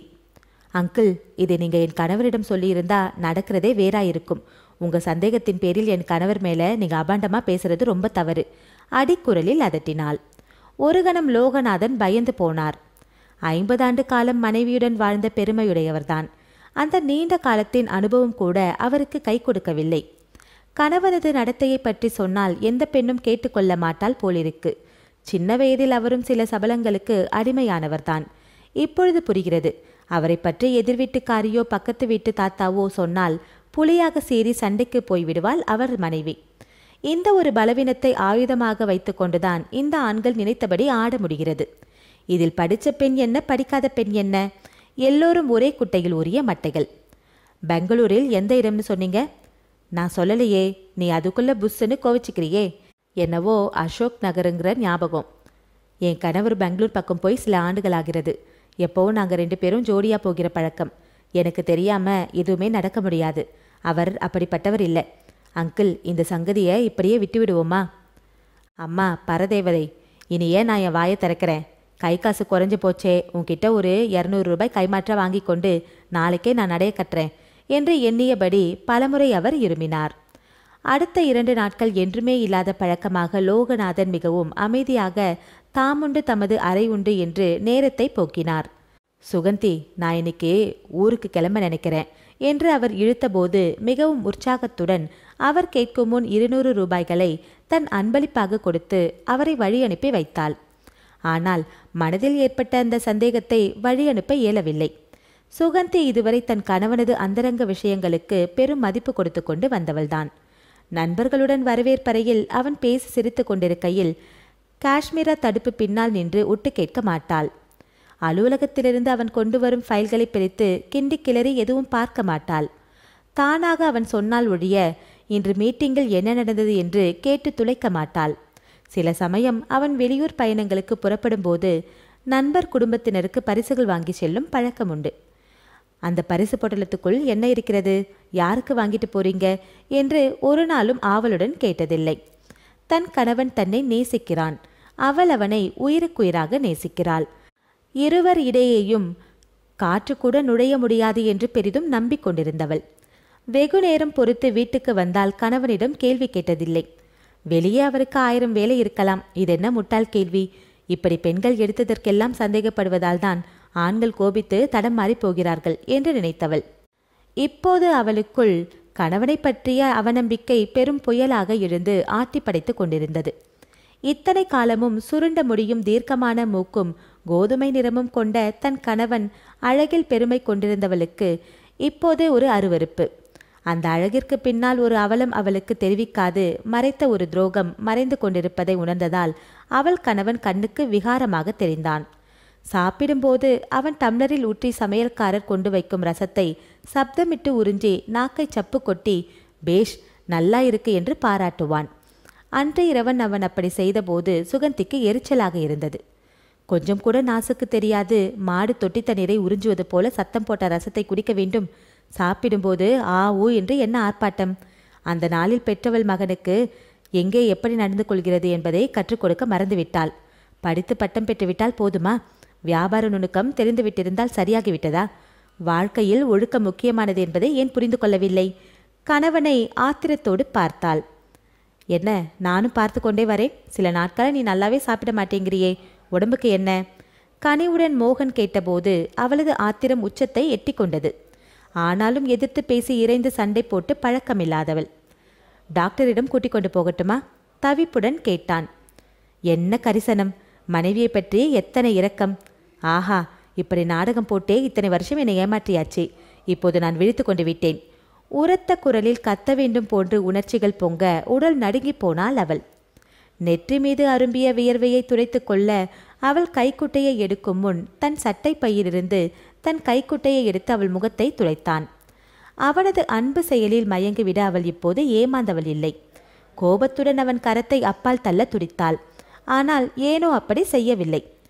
நான் கேட்டுக்கொண்டே இருக்கேன், பதிலே இல்லையா? மோகன் மறுபடியும் வற்புறுத்தலாக கேட்டான். கொஞ்ச நாளா எனக்கு எங்கேயாவது ஓய்வாக போய் வர மாட்டோமா என்று இருக்கு. அப்படியா? இதுவா பிரமாதம்? நாம 2 பேரும் 10 நாள் டெல்லிக்கு போய் விட்டு வருவோம். எனக்கு வியாபார சம்பந்தமா அங்கே போக தேவைப்படுகிறது. நீயும் கூட வா. வேண்டாம், உங்களோட இப்படி கிளம்பினால் எனக்கு என்ன ஓய்வு கிடைக்கும்? நாள் முழுவதும் நான் 5 ஸ்டார் ஹோட்டலில் அடைஞ்சு கிடப்பேன். நீங்க வியாபார சம்பந்தமா ஓடிக்கொண்டிருப்பீங்க. புரிகிறது. உனக்கு தனியா எங்கேயாவது போகணும்னு விருப்பமா இருக்கு. அதுக்கு தடை சொல்ல மாட்டேன். எப்போ எங்க போகணும்னு சொல்லு. பெங்களூரில் உள்ள என் சிநேகிதி கோதை வீட்டுக்கு போய் 10 நாள் இருந்துட்டு அவளோட அப்படியே மைசூர் போயிட்டு. பெங்களூரில் இப்ப மழை பெய்துகிட்டு இருக்குமே. சீசன் சமயத்தில் போனாலும் ஊரை சுற்றி வர நல்லா இருக்கும். அவனது குரலில் ஒரு அழுத்தம் தெரிந்தது. ஆனால் முகத்தில் எந்தவித சலனமும் காணப்படவில்லை. கடை தெருவை சுற்றி அலைய தேவையில்லை. அங்கே அல்சூர் பகுதியில் ஒரு அனுமான் கோவில் இருக்கு. ரொம்ப பிரசித்தி பெற்றது.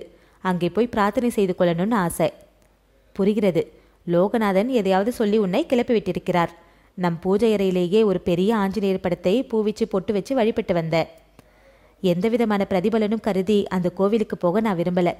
ரொம்ப பிரசித்தி பெற்ற கோவில்னு சொன்னார்கள். அதை பார்க்கணும், அவரை பிரார்த்திக்கணும் என்கிற ஆசைதான். நான் டெல்லிக்கு கூப்பிடுறேன், நீ வரமாட்டேங்கிற. நீங்கள் டெல்லிக்கு போகிற சமயம் நான் பெங்களூருக்கு போய் வரதில் மறுப்பு உண்டா? ஆளுக்கு ஒரு மூளையாக போகணும்னு ஆசைப்படுற. நான் ஆசைப்படலை இதுவரை. இப்போது ஒரு நிலையை ஏற்படுத்தியது நீங்கள் தான். சொல்ல வந்த வார்த்தைகளை விழுங்கி கொண்டாள். சரி, இப்போ என்ன விவாதம்? நான் டெல்லிக்கு போகும்போது பார்த்துக்கலாம் என்றபடி எழுந்திருந்தான். அதுவரை கொறித்து கொண்டிருந்த உணவை அப்படியே பாதியில் விட்டு அவளும் எழுந்துவிட்டாள். மோகனது துரோகத்தின் மூல காரணம் என்ன, யாரது, எப்படி நேர்ந்தது என்றெல்லாம் தெரிந்து கொள்ளும் வரை இனி அவளுக்கு உறக்கமும் இருக்கப் போவதில்லை. உணவிலும் நாட்டம் இருக்கப் போவதில்லை. மோகன் வெகுநேரம் வரவேற்பறையில் உட்கார்ந்து தினசரி அத்தனையும் படிக்கும் வழக்கம். அன்று அவன் பத்திரிகை கத்தைகளுடன் சோஃபாவில் உட்கார்ந்ததை கவனித்ததும் அவள் விடை பெற்று கொண்டு படுக்கச் சென்று விட்டாள். நிழல் போல அவனை சதா வீட்டில் தொடரும் பழக்கமுடைய அவளுக்கு இப்போது அவன் அருகாமை கசப்பாக இருந்தது. சொல்லிக்கொள்ள முடியாத ஒரு கோபம். இப்படியும் நேர்ந்து விட்டதே என்ற ஒரு திகில் இருண்டு மனதை குடைய அவள் குளியலறைக்குள் சென்று முகம் கழுவிக்கொண்டு இரவு உடை அணிந்து கொண்டு படுக்கை மீது சாய்ந்தாள். பளிச்சென்று எரிந்த விளக்கை அணைத்துவிட்டு விடிவிளக்கை எரியவிட்டு அவள் பொங்கி வந்த கண்ணீரை அடக்கி கொண்டு தலையணை மீது முகத்தை பதித்து கொண்ட போது அருகில் படுக்கையின் தலைமாட்டில் இருந்த தொலைபேசி சினுங்கியது. கீழே வரவேற்பறை தொலைபேசியில் யாரோ அழைக்கிறார்கள் என்பதை படுக்கையறை தொலைபேசி லேசாக ஒலித்து அறிவிக்கும். அந்த வேளையில் அவளது சிநேகிதிகள் யாரும் அவளை தொலைபேசி மூலம் தொல்லை கொடுப்பதில்லை. கட்டாயம் அது அவளது கணவனுக்காகத்தான் வந்திருக்க வேண்டும். எடுப்பதா வேண்டாமா என்று யோசிப்பதற்குள் தொலைபேசியின் சினுங்கள் அடங்கிவிட்டது. அப்படியென்றால் கீழே உள்ள தொலைபேசியில் அவன் கணவன் யாரிடமோ பேசிக் கொண்டிருக்கிறான். இத்தனை நாட்களுக்கும் இப்படிப்பட்ட சம்பவங்களை அவள் ஊன்றி கவனித்ததே இல்லை. இரவு 11 மணியளவில் கூட யாராவது நண்பர்கள் அவனை தொலைபேசியில் கூப்பிட்டு ஏதோ சொல்லுவார்கள். யாரது இத்தனை நேரம் கழித்து உங்கள் தூக்கத்தை வீணடித்து கொண்டு பேசியது என்றெல்லாம் கேட்டதில்லை. ஆனால் இப்போது கைப்பட்டால் குற்றம் கால்பட்டால் குற்றம் என்று நினைக்கும் அளவிற்கு அவள் மனம் பேதலித்து விட்டிருந்தது. மெல்ல ஓசைப்படாத தொலைபேசியை எடுத்தாள். கீழே இருந்த தொலைபேசியில் கணவன் யாரிடமோ பேசுவது கேட்டது.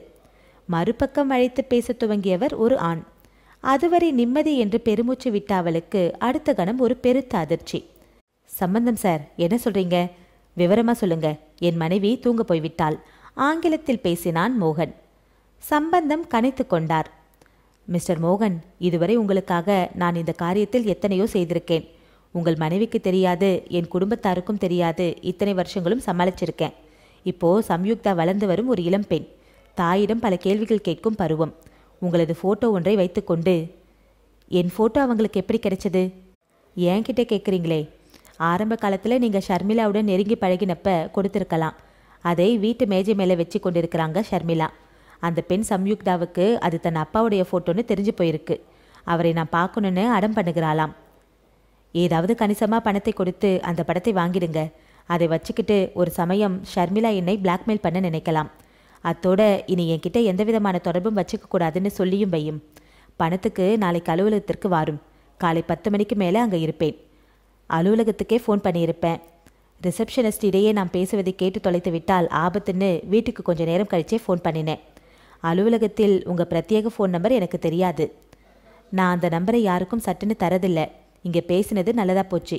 இனி எல்லாத்துக்கும் நேரடியாக என் ஆஃபீஸில் வந்து பாரும். என் மனைவி சுகந்திக்கு தெரிஞ்சால் ரொம்ப வேதனைப்படுவா. சரி சார், நாளைக்கு 10 மணிக்கு ஆஃபீஸ்க்கு வரேன். ஷர்மிளா உடம்புக்கு முடியாமல் படுத்திருக்காங்க தெரியுமா? எல்லாம் தெரியும். வேண்டிய பணம் தந்து கொண்டிருக்கிறேன். தக்க வைத்தியம் செய்துக்கிறது தானே. மோகன் கோபத்துடன் டக்கென்று ஃபோனை வைத்ததும் அதன் ஒலி இணைப்பு தொலைபேசி மூலம் அவள் காதை கிழிக்க அவள் நடுக்கத்துடன் ஃபோனை ஸ்டாண்டில் வைத்தாள். அதற்குள் உடம்பு முழுவதும் குப்பென்று வியர்த்து கொட்டி விட்டது. மார்பு அடக்க மாட்டாது தீவிரமாக துடித்தது. அப்படியென்றால் சம்பந்தம் எனும் ஆசாமி இந்த துரோக செயலுக்கு உடந்தை போலும். நடுவே தூது நடக்கிறவர் போலிருக்கிறது. ஷர்மிளாவிடமும் மோகனிடமும் இந்த காரியத்துக்கு கமிஷன் வாங்கிக் கொள்ளும் புரோக்கர். ஷர்மிளா இன்னமும் மோகனது தயவில் வாழ்கிறாள். அவளுக்கு அவ்வப்போது சம்பந்தம் மோகனிடமிருந்து பெருந்தொகை வாங்கி கொண்டு போய் கொடுக்கிறார். குழந்தை வளர்ந்து பெரியவளாகி விட்டாள் என்று அஞ்சி மோகன் ஷர்மிளாவை சந்திப்பதை நிறுத்தி கொண்டு விட்டிருக்கிறார். வேதனை பெருமூச்சு விட்டாள் சுகந்தி. மாடிப்படிகளில் காலடி ஓசை கேட்டதும் போர்வையை தலைவழியே இழுத்து போர்த்து கொண்டு படுக்கையின் ஓரத்தில் நகர்ந்து சுவற்றின் பக்கம் திரும்பியபடி கண்களை இறுக மூடிக்கொண்டு விட்டாள். கொத்து விளக்கை பளிச்சென்று எரிய விட்டு இரவு உடை அணிந்து கொள்ள குளியலறைக்குள் போன மோகன் கையில் சிகரெட்டை பற்ற வைத்து கொண்டு வந்தான். இளைய வயதில் தொடர் சங்கிலியாக புகைக்கும் பழக்கமுடையவன்தான். ஒரு சமயம் 10 நாள் காய்ச்சலும் இருபலுமாக படுத்துவிட்ட போது குடும்ப வைத்தியர் அவனை மிகவும் கண்டித்ததற்கு இணங்க சட்டென்று புகைப்பிடிக்கும் வழக்கத்தை ஒரே நாளில் உதறிவிட்டிருந்தான். நெடுநாள் பழக்கம். அதனால் அவ்வப்போது கவலை ஏற்படும் போது, வியாபார பிரச்சனைகள் மூளையை குழப்பும் போது அபூர்வமாக ஒரு சிகரெட்டை எடுத்து புகைப்பது வழக்கம். தன் அருகே வந்து அவன் தன்னை கூர்ந்து பார்ப்பதை சுகந்தி உணர்ந்தாள். வேதனையுடன் போர்வைக்குள் நெளிந்தாள். தூங்குறியா சுகந்தி என்று ஊர்ஜிதம் செய்து கொண்டு அவன் பிரகாசமான கொத்து விளக்கை அணைத்துவிட்டு அறையின் கதவை சாத்திக் கொண்டு ஜன்னல் அருகே நிற்பதை மெல்ல போர்வையை சரித்து கொண்டு அவள் பார்த்தாள். திரும்பி அறையை அளந்தபடி அவன் சிந்தனையுடன் புகைத்து கொண்டிருந்தான். இந்த சிந்தனை வியாபாரத்தை பற்றியல்ல. சுகந்திக்கு தெரியாது ஷர்மிளா சங்கதியை குழி தோண்டி புதைப்பது எப்படி என்றுதான் குழம்பிக் கொண்டு இருக்கிறான். ஐயா மோகன் அவர்களே, மற்றவர்களுக்கு தெரியாது என்று மண்ணை போட்டு மறைத்துவிட முயலும் சில அந்தரங்கள் இப்படி எதிர்பாராத விதமாக அம்பலத்துக்கு வந்துவிடுவதுண்டு. உங்கள் ஷர்மிளா போட்ட கடிதம் என்னிடம் இருக்கிறது. இது யார் இவள் என்று கேட்க எனக்கு வெகு நேரம் ஆகாது. இன்னும் என்ன நடக்கப் போகிறது? பொறுமையோடு நான் காத்திருக்கிறேன். தனக்குள்ளே சொல்லிக்கொண்டு பற்களை கடித்தபடி சப்தமில்லாது படுத்து கிடந்தாள். இறுக்கமான உணர்வில் அவள் தவித்து கொண்டிருக்க நேரம் நத்தையாக நகர்ந்தது. 2 தினங்களுக்கு பின்னர் இரவு உணவுக்கு பின் வழக்கம் போல மோகன் பத்திரிகை குவியலுடன் வரவேற்பறைக்குள் ஒரு சோஃபாவில் சாய்ந்து கொள்ள தனக்கு உறக்கம் வருவதாக சொல்லி மாடிக்கு விரைந்து விட்டாள் சுகந்தி. இரவு உடையுடன் படுக்கையில் வந்து உட்கார்ந்த பொழுது தலைமாட்டு தொலைபேசி நின்று நின்று சினுங்கியது. மோகன் யாருக்கோ டெலிஃபோன் செய்கிறான் என்பதை உணர்ந்து காத்திருந்தாள். சப்தம் அடங்கியது. மெல்ல தொலைபேசியை கையால் தூக்கினாள். ஹலோ என்று மோகன் அழைப்பது கேட்டது. யாரை அழைக்கிறார்? சுகந்திக்கு ஒரே ஆவல். மறுமுனையில் அன்று பேசிய அதே சம்பந்தம். தூக்கத்திலிருந்து எழுந்தது போல குரல் கரகரத்தது. என்னையா, போய் வந்ததற்கு தகவல் ஏதும் தரலையே? மோகன் அதட்டினான். நீங்க ரொம்ப அவசரப்படுறீங்க. இன்னைக்கு ராத்திரி தான் நான் பிருந்தாவனில் வந்து சேர்ந்தேன். ஷர்மிளாவுக்கு ஏதும் தடையில்லை. ஆனால் அந்த பெண் சம்யுக்தா தான் படத்தை தரமாட்டேன் என்று அழும்பு பிடித்து கொண்டு தன் பெட்டியில் வைத்து பூட்டி வச்சு கொண்டு விட்டாள். அம்மாவுக்கு பிறகு என்னை வந்து பிளாக்மெயில் பண்ணுறதாக அந்த பெண்ணுக்கு யோசனையோ? மோகனது குரலில் ஆத்திரம் பொங்கி வழிந்தது. பள்ளிக்கூட பொண்ணு, அறியாத வயது, பிளாக்மெயில் அது இதுன்னு என்ன தெரியும்? தன் தந்தை இவர் என்கிற பெருமை உணர்வுக்காக எடுத்து வச்சு கொண்டிருக்கு. இந்த காலத்து சிறுமிகளுக்கு உமக்கும் எமக்கும் தெரியாத ஏராளமான சகதிகள் தெரியும். இந்த பிளாக்மெயில் சமாச்சாரம் எல்லாம் என்கிட்ட நடக்காது, சொல்லியும் வை. மறுபடி ஒரு பயணம் போய் ஷர்மிளா கிட்ட கண்டிப்பாக பேசி படத்தை வாங்கி கொண்டு வரும். இப்போ தான் போனேன். ரயில் பயணத்தில் உடம்பு ரொம்ப அலண்டு போயிருக்கு. விமானத்தில் போயிட்டு வாங்க. இந்த காரியம் முடிகிற வரை என் சிண்டு உங்கள் கையில், அதானே? ரொம்ப கோபமாக பேசுகிறீங்க. 2 நாள் பொறுத்து ராத்திரி வண்டிக்கு போய் ஏதாவது வழி செய்கிறேன். பணம் தானே வேணும். நாளைக்கு காலை ஆஃபீஸ்க்கு வாங்க. என் புத்திய. கோபத்தோடு ஃபோனை பட்டென்று வைக்க தெடுக்கிட்டு சுகந்தி தன் கையில் பிடித்திருந்த தொலைபேசி ரிசீவரை பீடத்தில் வைத்தாள். நிலைமை இப்படி போவதை தெரிந்து கொண்ட பின் அவள் என்ன செய்ய வேண்டும்? சுகந்தி இப்போது என்ன செய்வாள்? எனக்கு உங்களது கடந்த கால சமாச்சாரம் தெரியும் என்று கூறி கடிதத்திலிருந்து தொலைபேசியில் ஒட்டு கேட்டது வரை உண்மையை உதறிவிட்டு ஒரு மூச்சு சண்டை போடலாம். மோகன் அதற்கு என்ன பதில் சொல்லுவான்? அவர்களுக்குள் சண்டை சச்சரவு எதுவுமே ஏற்பட்டதில்லை என்று கூறிவிட முடியாது. சாதாரணமாக தம்பதிகளிடம் அடிக்கடி ஏற்படும் பூசல்கள். ஒரே அமைதியாக வாழ்க்கை ஓடினாலும் அதில் சுவாரஸ்யம் இருக்காதே. வரவேற்பறை சோஃபாக்களுக்கு ஏன் இந்த நிறத்தில் உரைகள் வாங்கி போட்ட? பளிச்சுன்னு கண்களை கூசுது. மோகன் இறைவான். என் தோழி ஒருத்துக்கு இன்டீரியர் டெக்கரேஷன் பற்றி ரொம்ப தெரியும். அவ தான் இந்த அறைக்கு இந்த வண்ணத்தில் சோஃபா உரைகள் இருக்கணும்னு ஆலோசனை சொல்றதோடு துணிகள் வாங்கி தைத்து உதவினாள். இதுகளை கழற்றி முதலில் அவன் முகத்தில் விட்டேறி. எனக்கு ஆரஞ்சு வண்ணம் பிடிக்காதுன்னு தெரியும் இல்லையா? வண்ணத்தில் கூட அது என்ன பிடிக்கும் பிடிக்காதுன்னு வித்தியாசம். கல்யாணமான புதுசில் எனக்கு எது பிடிக்கும் எது பிடிக்காதுன்னு சொல்லியிருக்கேன் இல்லையா? எனக்கு கூட வெண்பொங்கல் பிடிக்காது. உங்களுக்கு அது சாப்பிட ரொம்ப ஆசை. மார்கழி மாதம் முழுவதும் கடவுள் பெயரை சொல்லி பொங்கல் செய்து நெய்வேத்தியம் செய்துட்டு நானும் உட்கார்ந்து சாப்பிட்றேன். என்னால் உங்களுக்கு விருப்பு வெறுப்புகளை சமாளிச்சுட்டு போக முடியும். உங்களால் போக முடியாதோ? பாரதி நூற்றாண்டில் வாழும் பெண், சரிநிகர் சமானம் என்கிற கொள்கை விட்டுத்தள்ளு. ஆமாம், அதுக்காக மூஞ்சியை இப்படி கடுத்துக்கணும். வேலைக்கு கிளம்புற, சிரிச்சுக்கிட்டு விடை கொடு. ஒரு கணத்திலே சண்டை முடிந்து சமாதானமாகி விடுவாள். அந்த மாதிரியான சிறு சண்டைகள் அவர்களது அன்புக்கு உரம் போட்டது போல மிக்க தெம்பை கொடுத்தது. அன்று திரும்பும்போது அவன் அவளை ஒரு சினிமாவுக்கு அழைத்து செல்ல முன்கூட்டியே சீட்டுகள் வாங்கி வந்து விடுவான். பரவாயில்லை, இப்படி என்னோட நீங்க அடிக்கடி சினிமாவுக்கு கூட வர நேரம் ஒதுக்கி வைக்கிறதா இருந்தா தினமும் ஒரு மூச்சு சண்டை போட நான் தயார். சொல்லிக்கொண்டே காரை ஓட்டி செல்லும் அவனது தோளில் சாய்ந்து கொண்டு இன்ப பெருமூச்சு விடுவாள். இப்போது அவள் என்ன செய்வாள்? இது சாதாரண சண்டையாக இருக்க போறதில்லை. பெரும் யுத்தமாக இருக்கும். இதுவரை விரிசல் கூட காணாத அவர்களது அன்பு நெருக்கத்தில் ஏற்பட போகும் பயங்கர பிளவு. சுகந்தி என்ன செய்வாள்? அவளுக்கு அழுகை பொங்கிக் கொண்டு வந்தது. இப்போது தன் துயரத்தை அழுது தீர்க்க முடியாதே. கணவன் மாடிப்பக்கம் வரும் காலடி ஓசை கேட்டது. வந்ததும் ஏன் அழுகிறாய், எதுக்கு அழுகிறாய் என்று கேட்பான். அவள் என்ன செய்ய வேண்டும்? எப்படி இந்த மாபெரும் பிரச்சனையை அணுக வேண்டும் என்று தீர்மானித்து முடிவு எடுக்க வேண்டாமா? அழக்கூட பொழுது இல்லையே. இருதயம் சுக்கலாகி ஒடிந்துவிடும் போன்ற வேதனையை கட்டுப்படுத்தி கொண்டு அவள் படுக்கை மீது லேசாக புரண்டாள். சுகந்தி இப்போது வேறு என்ன செய்வாள்? மறுநாள் காலை மோகன் வேலைக்கு புறப்பட்டான். கையில் பிரீஃப்கேஸுடன் வரவேற்பறைக்கு வந்தவுடன் உதட்டை கடித்து கொண்டு பித்தளை பீடத்தில் வைத்திருந்த பூந்தொட்டியை பார்த்தபடி நின்றான். சாப்பாடு வாய்க்கு ருசியாக இருக்க வேண்டும், வீடு படு சுத்தமாக பார்க்க அழகாக இருக்க வேண்டும் என்பது அவனது அவா. சில நாட்களாக ஏற்பட்ட உணர்ச்சி குழப்பத்தில் சுகந்தி வீட்டையோ சமையலறையோ எதையுமே நன்றாக கவனிக்கவில்லை. வேலைக்காரி துடைக்கும் துணியுடன் வந்தவள் வரவேற்பறை சிங்காரப் பொருள்கள் மீது மேலாக தட்டிவிட்டு அவசரமாக தரையை பெருக்கி வேலையை முடித்துவிட்டிருந்தாள். தன்னுள் எத்தனை மனத்தாங்கள் இருந்த போதிலும் வெளிப்படையாக வேலைக்காரர்கள் முன்னால் காட்டிக்கொள்ள விரும்பவில்லை சுகந்தி. 1 கோடி காட்டிவிட்டால் போதாதா? ஐயாவுக்கும் அம்மாவுக்கும் சண்டை, பேசிக்கிறதே இல்லை.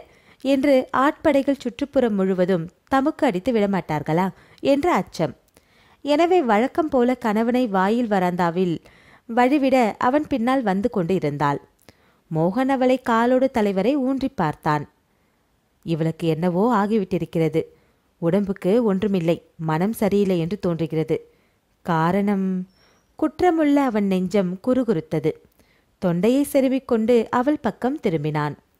தேங்காய் சட்னியில் சஞ்சீவி உப்பை அதிகம் வச்சிட்டு இருந்தார். வெங்காய சாம்பார் ஒரே புளிப்பு. அவ்வப்போது நீ சமையலை மேற்பார்வை செய்யாவிட்டால் சமையலறையில் அதம் பாய்வார் என்றான். திடுக்கிட்டு நிமிர்ந்தாள் சுகந்தி. குற்றவாளி அவன். ஆனால் அவள் மேல் குற்றம் சுமத்த முயலும் அவனது சாமர்த்தியத்தை வியக்காது இருக்க முடியவில்லை. முந்தா நாள் வச்ச பூக்கள், பூச்செட்டியை நீ கவனிக்கவில்லையா? எல்லாம் வாடி கிடக்கு. மாதர் சங்கத்து வேலைகளில் மறந்துவிட்டேன். வீடு முதலாவது கவனிக்கப்படணும், பிறகுதான் சங்கம் கூட்டம் இதுகள் இல்லையா? வெடுக்கென்று அவன் கூறிவிட்டு வராந்தாவை வேகமாக கடந்து படியிறங்கி வாசலில் வந்து நின்ற காருக்குள் ஏறும் முன் திரும்பி வரேன் என்று கூறிவிட்டு நகர்ந்து விட்டான். சூடான தண்ணீரை முகத்திலே அவன் வாரி தெளித்து விட்டது போன்றதொரு எரிச்சல் அவளுக்கு. யாருக்கு யார் உபதேசிப்பது? வீட்டை ஒழுங்காக வைத்துக் கொள்ள வேண்டிய பொறுப்பு அவருக்கும் இல்லையா? இவரது கடந்த கால நடத்தை நீலவானத்திலிருந்து வந்து விழுந்த பேரிடியாக இருந்ததில்தானே அவள் குழம்பி போய் எதிலும் பிடிப்பு இன்றி மனம் துவண்டு போயிருக்கிறாள். கோபத்துடன் வேலைக்காரியை அழைத்தாள். வரவேற்பறையை தன் கண்முன் மறுபடி சுத்தப்படுத்த சொன்னாள். வாடிக்கிடந்த பூக்களை தூக்கி எறிந்துவிட்டு பூஜாடியை கழுவி நீர் நிரப்பிக் கொண்டு வந்து வைக்க சொன்னாள். சமையலறையை எட்டி பார்த்தாள். பகல் உணவுக்கு பரங்கிக்காயை உடைக்க சாமான் அறையிலிருந்து சஞ்சீவி எடுத்து வைத்து விட்டிருந்தார். பரங்கிக்காய் சாம்பார் என்றால் மோகனுக்கு பிடிக்காது. வெங்காயமும் கத்திரிக்காயும் போட்டு சாம்பார் வையுங்க. புளி உப்பை நிதானமாக பார்த்து போடுங்க. பரங்கிக்காயை கொண்டு சாமான் அறையில் திரும்ப வையுங்க. பிறகு பார்த்து கொள்ளலாம் என்று கணவனுக்கு பிடித்தமான பொரியல் கூட்டு இத்தியாயிகளை தயாரிக்க சொல்லிவிட்டு வெளியே வந்தாள். அதற்குள் காலை தபால் வந்து விட்டிருந்தது. வேலையால் கொண்டு வந்து கத்தையாக கடிதத்தை உயரமான மேஜை மீது வைத்துவிட்டு பின்னால் போனதும் ஆவலை அடக்க முடியாது அப்படியே அள்ளிக்கொண்டு சாப்பாட்டறை மேஜை மீது உட்கார்ந்து விட்டாள். திருமண அழைப்புகள், பில், கடிதங்கள் முதலியவற்றை பரபரப்புடன் பார்த்து ஒரு பக்கம் வைத்துவிட்டு கடைசியாக இருந்த அந்த பழுப்பு வண்ண உரையை கையில் எடுத்தாள். மூச்சு முட்டிவிடும் போல நெஞ்சு படபடத்தது. இதென்ன வேடிக்கை! கடிதம் அவளுக்கல்லவா எழுதப்பட்டிருக்கிறது. கையெழுத்து வித்தியாசப்படுகிறது. பள்ளிக்கூட சிறுமி எழுதியது போல அல்லவா தெரிகிறது. வியப்புடன் வேகமாக பிரித்தாள். தலைப்பில் அதே முகவரி. கடிதத்தை சம்யுக்தா எழுதியிருந்தாள். அவளுக்குத்தான் எழுதியிருந்தாள். அன்புள்ள சின்னம்மாவுக்கு, எங்களை பற்றி அப்பா உங்களிடம் சொல்லியிருப்பார் என்கிற நம்பிக்கையால் அம்மாவின் சொற்படி இதை எழுதுகிறேன். அம்மாவுக்கு உடம்பு மிகவும் பலகீனமாகிவிட்டது. கால்கள் வீங்கி மூச்சு விட முடியாது திணறியதால் பக்கத்து போர்ஷன்காரர் ஆலோசனைப்படி அம்மாவை தனியார் மருத்துவமனையில் சேர்த்து விட்டேன். எனக்கு ரொம்ப பயமாக இருக்கிறது. தயவு செய்து பெங்களூருக்கு வந்து நீங்களாவது எனக்கும் அம்மாவுக்கும் ஆறுதல் சொல்லி உதவி செய்ய வேண்டும்.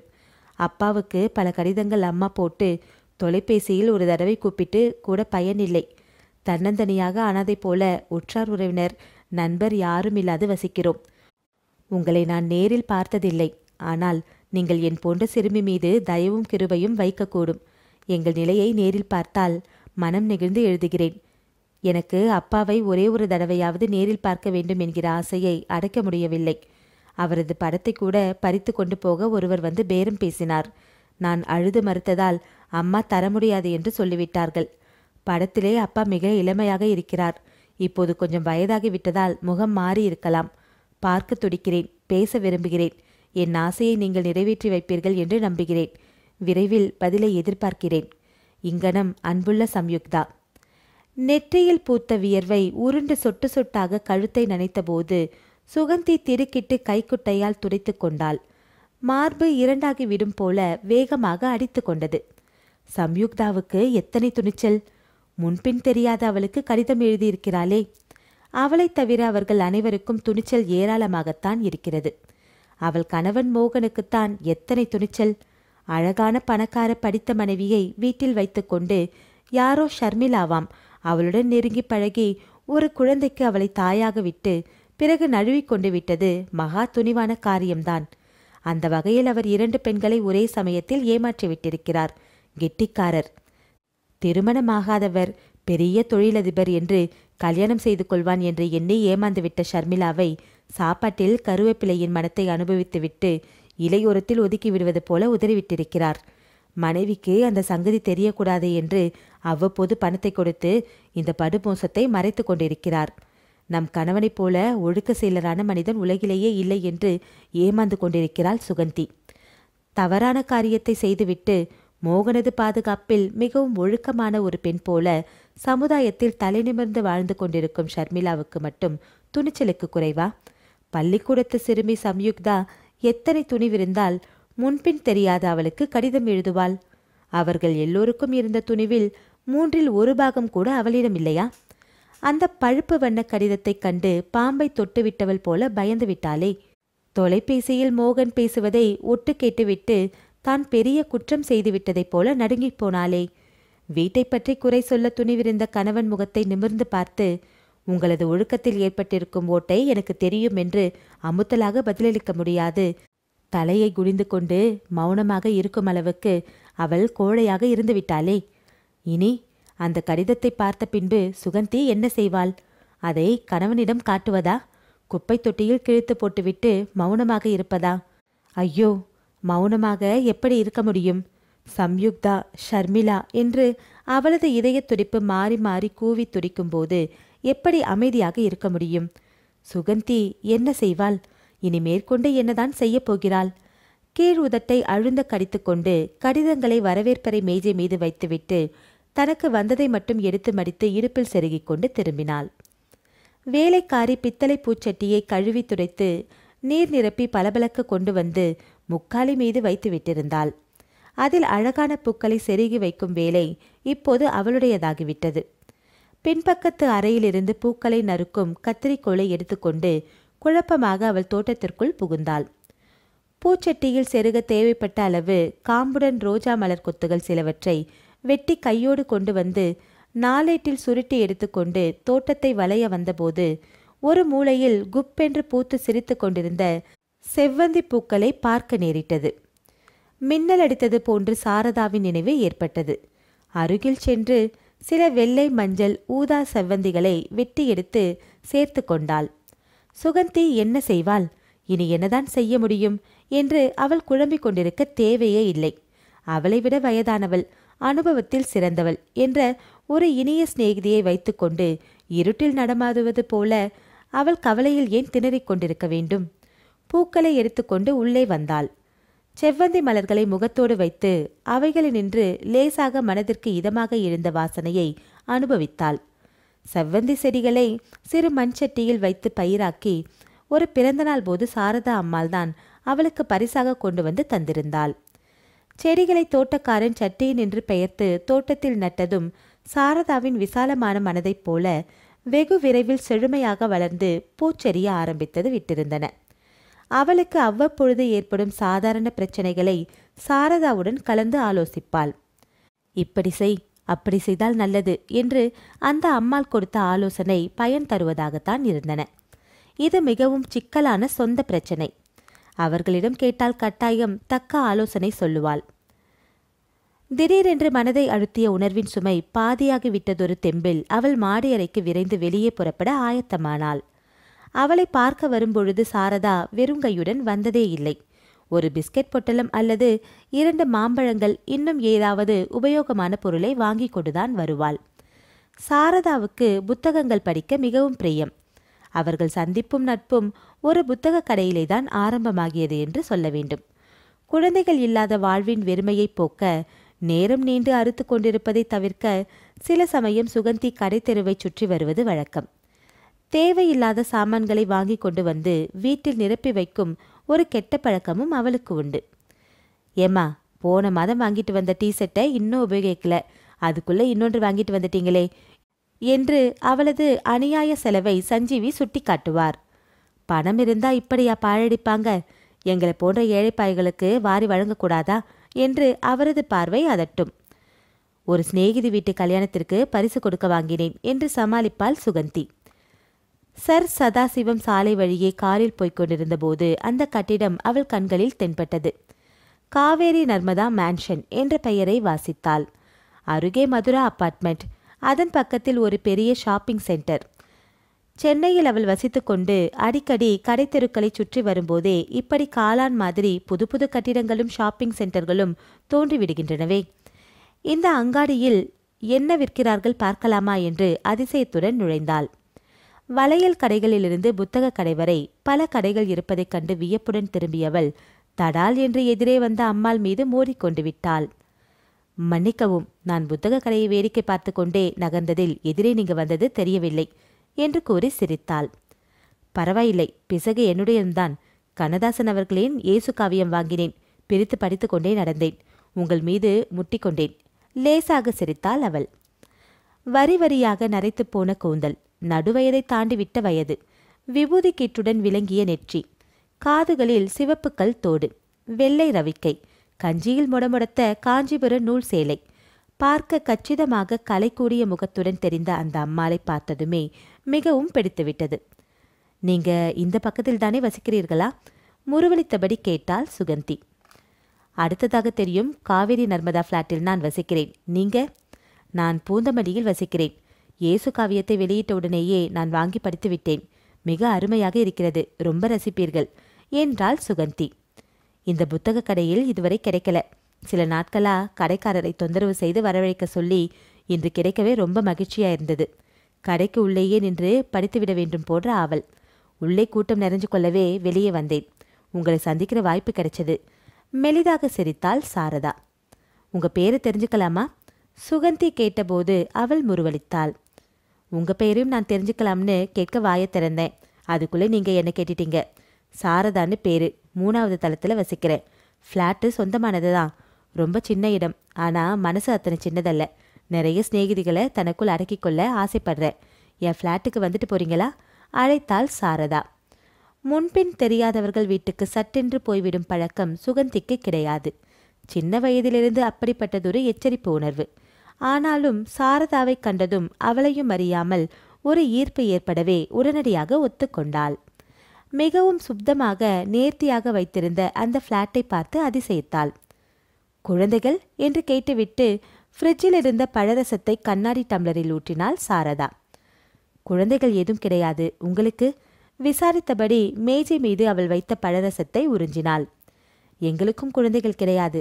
என் கணவர் மறைவுக்கு பின் புத்தகங்கள் தான் என் குழந்தைகள். தனிமையை நீங்கள் அதிகம் உணர்வதில்லையா? குழந்தைகள் இருந்தால்தான் வாழ்க்கை பூரணமாகிறது என்றெல்லாம் நான் நம்புவதில்லை. நம்மால் பிறருக்கு உதவி செய்ய முடிந்தால் செய்து அதனால் ஏற்படும் ஆனந்தமே வாழ்க்கையை பூரணமாக்குகிறது என்பது என் நம்பிக்கை. தத்தை எடுப்பதை பற்றி நீங்கள் எப்பொழுதாவது யோசித்ததுண்டா? எனக்கும் என் கணவருக்கும் அது பிடிக்காத விஷயம். ஆசிரமம் ஒன்றில் மற்ற குழந்தைகளுடன் சேர்ந்து வாழும் ஒரு வாய்ப்பை கெடுத்து அங்கிருந்து பிரித்து வந்து நாம் தனியாக அந்த குழந்தையை வளர்த்து அதனால் அந்த குழந்தையின் உணர்வுகள் துன்புறுவதை நான் விரும்புவதில்லை. என்னால் ஆன பொதுஜன சேவையை செய்ய நான் தயங்க மாட்டேன். சுயநலமாக என் வாழ்வு என் வீடு என்று அடங்கி கிடக்காமல் மற்றவர்களது இன்பத் துன்பங்களில் அவர்கள் தடை சொல்லாவிடில் பங்கேற்று உதவ பெரிதும் விரும்புகிறேன். எனக்கும் அப்படியேதான் விருப்பம். ஒவ்வொரு குழந்தைகள் இல்லை என்பதை நாம் பெரும் குறையாக சுட்டிக்காட்டுவதும் தவறு. நமக்கு இல்லையே என்று ஏங்குவது சரியல்ல. வாழ்க்கையில் நாம் பிறருக்கு என்ன உதவி செய்ய இயலும் என்று சிந்தித்து செயல்பட்டால் இந்த குறைவு நிறைவையெல்லாம் நன்மை பாதிக்காது. சாரதாவின் பேச்சு அவள் மனதிற்கு இதமாக இருந்தது. அதற்கு பின் அவர்கள் இருவரும் பலமுறை சந்தித்து கொண்டனர். தொலைபேசியில் அழைத்து பேசி மகிழ்ந்தனர். சில தடவைகள் சாரதா அவளது வீட்டிற்கு வந்து விருந்து சாப்பிட்டிருக்கிறாள். அவளும் சாரதாவின் பிளாட்டிற்கு சென்று காஃபி டிஃபன் சாப்பிட்டு பலவற்றை பேசி பொழுதை இனிமையாக கழித்திருக்கிறாள். இத்தனை நெருக்கமான சிநேகிதியை மறந்துவிட்டு மனதை ஏன் குழப்பிக்கொண்டு வேதனையில் உழல வேண்டும்? அண்ணா சாலையில் இறங்கி புத்தக கடை ஒன்றிலிருந்து ஷோகன் எனும் கதை புத்தகத்தை வாங்கி எடுத்துக்கொண்டாள். சஞ்சீவி வீட்டில் தயாரித்த நெய் அப்பளங்களை ஒரு டப்பாவில் போட்டு கையுடன் கொண்டு வந்திருந்தாள். கதவை திறந்த சாரதாவிற்கு வியப்பு கலந்த மகிழ்ச்சி தாங்க முடியவில்லை. வாமா, பார்த்து ரொம்ப நாளாச்சே. 2 தடவை ஃபோன் செய்து பார்த்தேன். வெகு நேரம் மணியடித்தது, யாருமே எடுக்கவில்லை. சீசனுக்கு வெளியூர் போய்விட்டிருக்கீங்களோன்னு நினைச்சேன்.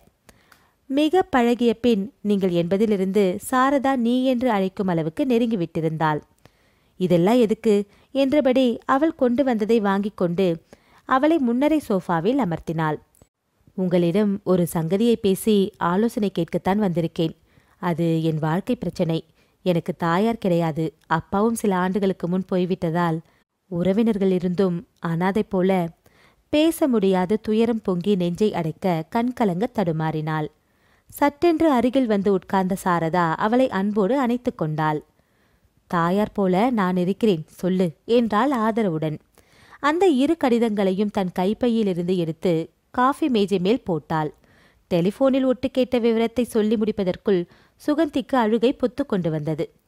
தண்ணீரைக் கண்டால் தாகமும் தாயைக் கண்டால் அழுகையும் வரும் என்பார்கள்.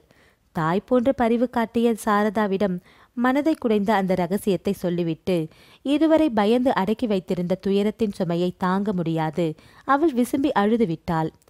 ஒரு சில நிமிஷங்கள் சுகந்தியை அழவிட்டு கடிதங்களை பிரித்து படித்தாள் சாரதா. அழுது தானே சமாதானமடையட்டும் என்று மௌனமாக உட்கார்ந்திருந்தாள். கண்களை துடைத்து கொண்டே சுகந்தி பரிதாபமாக கேட்டாள்.